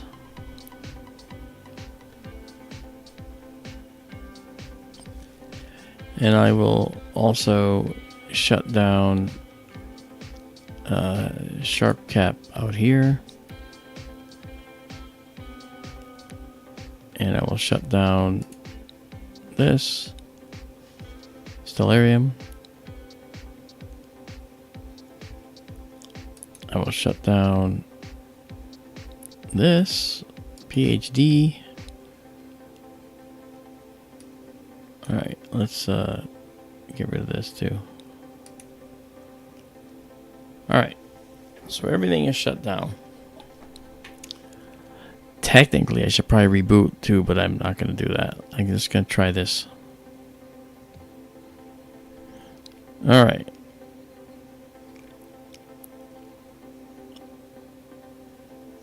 So now we do what I normally do. I start up. I turn on the power. So here goes the power. You'll watch this go on right there. And meanwhile, now SynScan is initializing. And I give it just a few seconds before I turn it on. Hey, Ray Bobel's with us. Hi, Raymond. Good to see you. All right, and let's connect now. And we got it right there.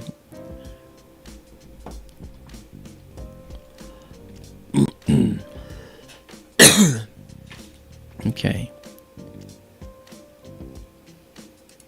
And do this.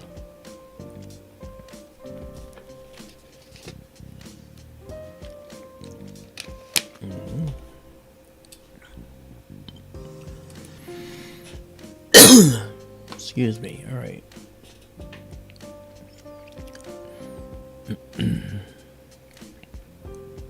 All right. Didn't we have a problem sort of like this, quite some time back where you were having a conflict between the sharp cap and the telescope controls on the keypad, so to speak? Yeah, I don't remember if that was a sharp cap issue or not. It might have been.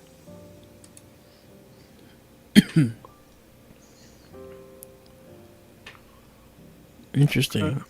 Kind of rings a bell. Yeah, I'm trying to get sharp cap to respond here. Okay, finally turns it off. That's weird.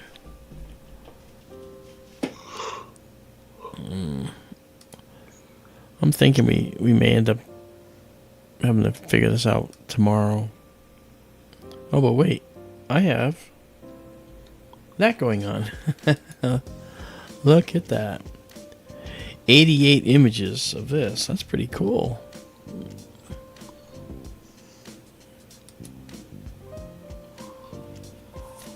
Oh, look at that. That's M81, guys. That looks pretty nice. Yeah. Let's see what I got for my enhancements here. Maybe one should fill the field on the other telescope. Yeah, it's probably going to. You probably won't be at an odd angle too. Won't be able to see all of it.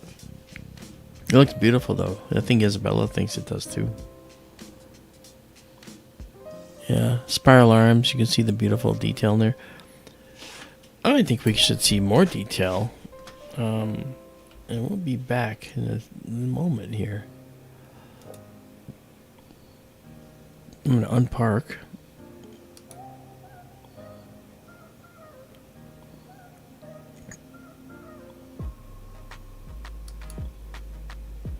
Okay, it's not listening, it's not responding too well. I'm trying to click on that and it's not unparking. Will it disconnect?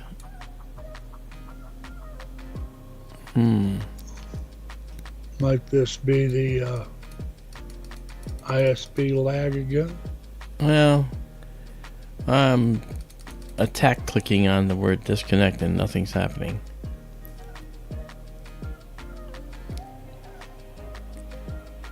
Alright, so it is definitely...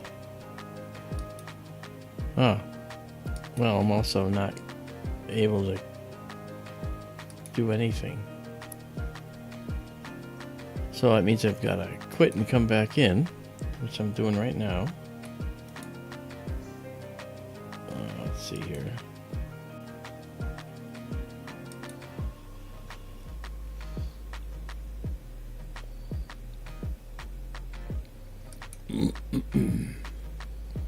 Nice picture. It is, yeah. All right, so let's go down here now.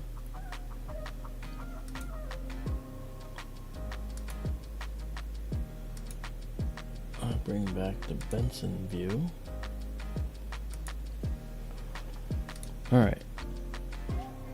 Are we good now? All right. So I think we're good now.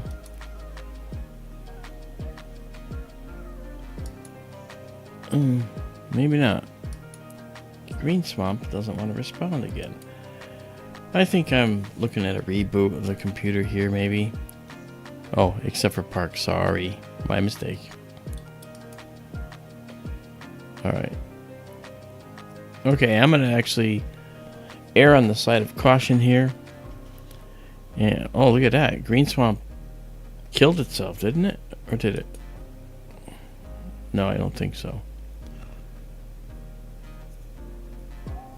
Oh, wait a minute.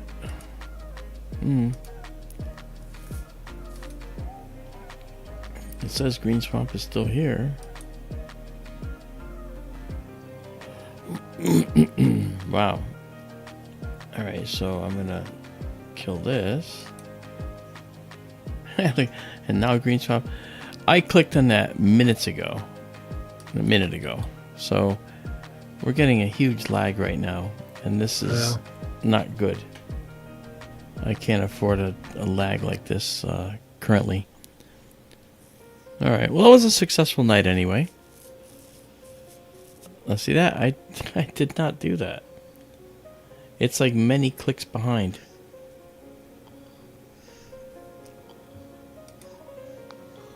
A 3-hour tour. Look at that. I told it to go away. I clicked about 60 seconds ago. Wow. Alright, well, let's just stay with this. That's pretty.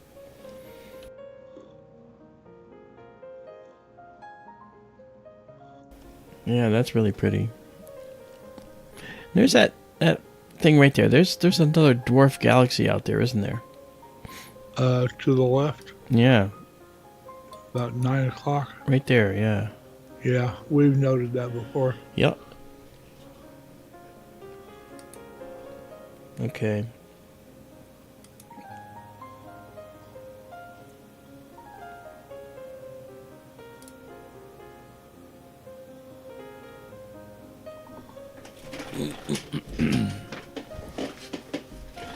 Alright, let's oh,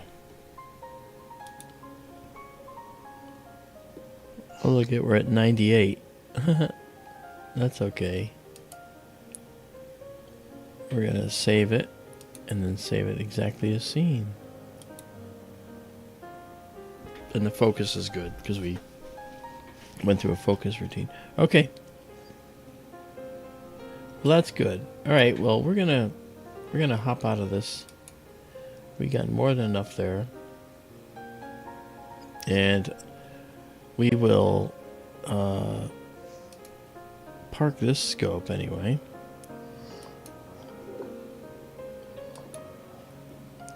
How odd. This one gives me more trouble, yet it's working flawlessly tonight. Alright, so we'll park that scope. Yeah, I should have done that. I didn't. Okay.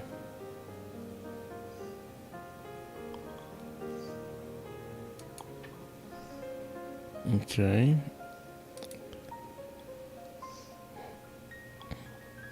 And we are about to turn the scope off. That's good. And now we can close this building up. Telescope disconnected. Thank you. And we'll close that. Close this. Okay. And then we'll close that. Thank you, JCO. And we close this. All right. Now we'll just drop that one. You gonna be able to shut down the Benson scope? Oh yeah, that's not a problem because I think I can disconnect now. I think it's a bandwidth. It might actually be a bandwidth concern at my end here because I'm streaming effectively two different things.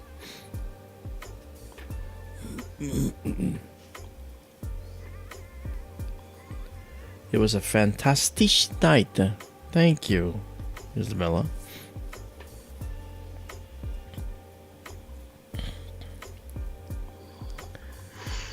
Okay.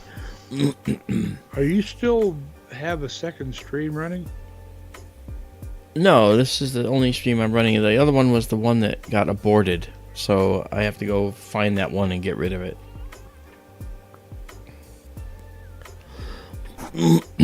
Okay, so we can get rid of this now. Alright. Okay. I can turn off power again. Alright. Now let's bring this up. There's going to be nights when we don't open both at the same time. We just open one or the other. And that might alleviate some of the issues until we get the internet straightened out. I think that was a good idea. And now what we'll do is just close the building now. By the way, that roof, this was pointing up at one point when we were to do the install. And I accidentally crossed a couple of wires in my circuit and the roof started closing. And it hit the telescope. And what it did was it immediately stopped and went the other way because it had that pressure sensor. So it immediately stopped, which is great. I'll leave that up.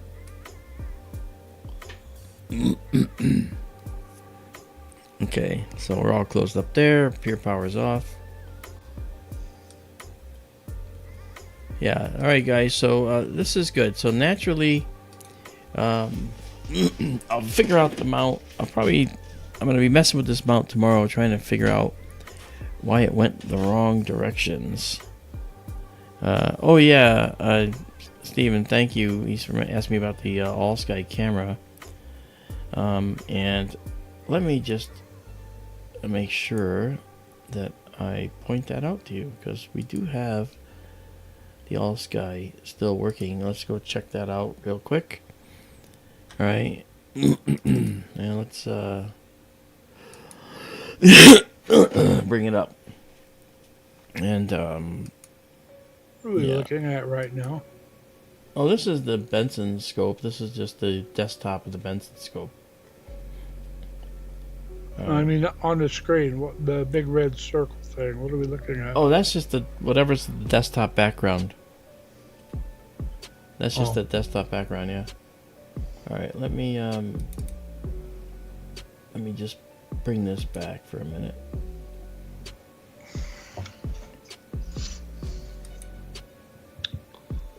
Okay, bring this back.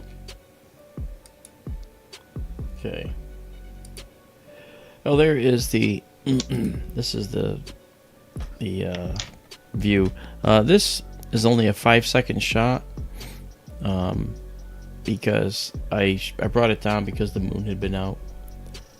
And so I didn't reset it, but you can see Orion over here. Okay, right here. Setting. See how far Jupiter. in the west it is. Yeah, I know. So you see Orion down here, Jupiter's out there. Okay, so Leo is right here. So Leo is in perfect viewing position for these galaxies. And I guess we weren't supposed to look at them tonight.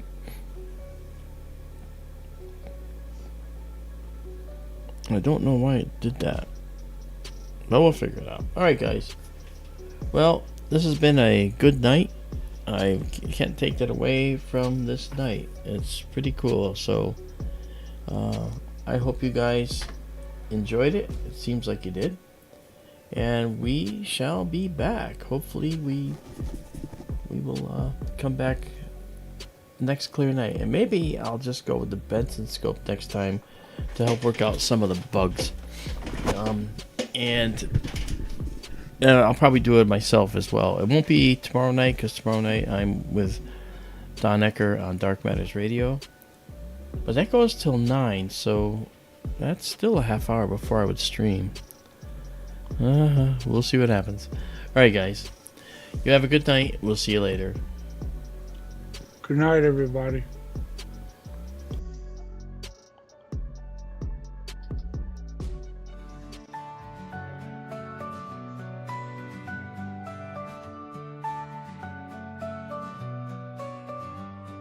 Stars so bright in the sky, on Arizona nights they fly. Nebulae in colors rare, galaxies beyond compare. Sky tour in the night so clear, brings the universe near. Real-time wonders to see, streaming light for you and me. Lift your eyes to the skies, universe in all its light. Sky tours bringing the views, every night feels brand new. In the dark, the night unfolds, stories of the cosmos told. Through the lens, a distant dream, living real like a gleam. Far away, up so high, across the stars beyond the skull. Through the lens, a distant dream, living real like a gleam. Lift your eye up so high, across the stars beyond the sky. Sky tour shows us the way, every night a new display. Lift your eyes to the skies, universe in all its light. Sky tours bringing the views, every night feels brand new.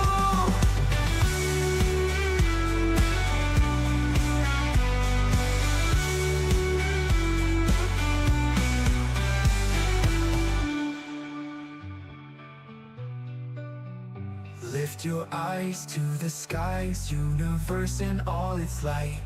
Sky tours bringing the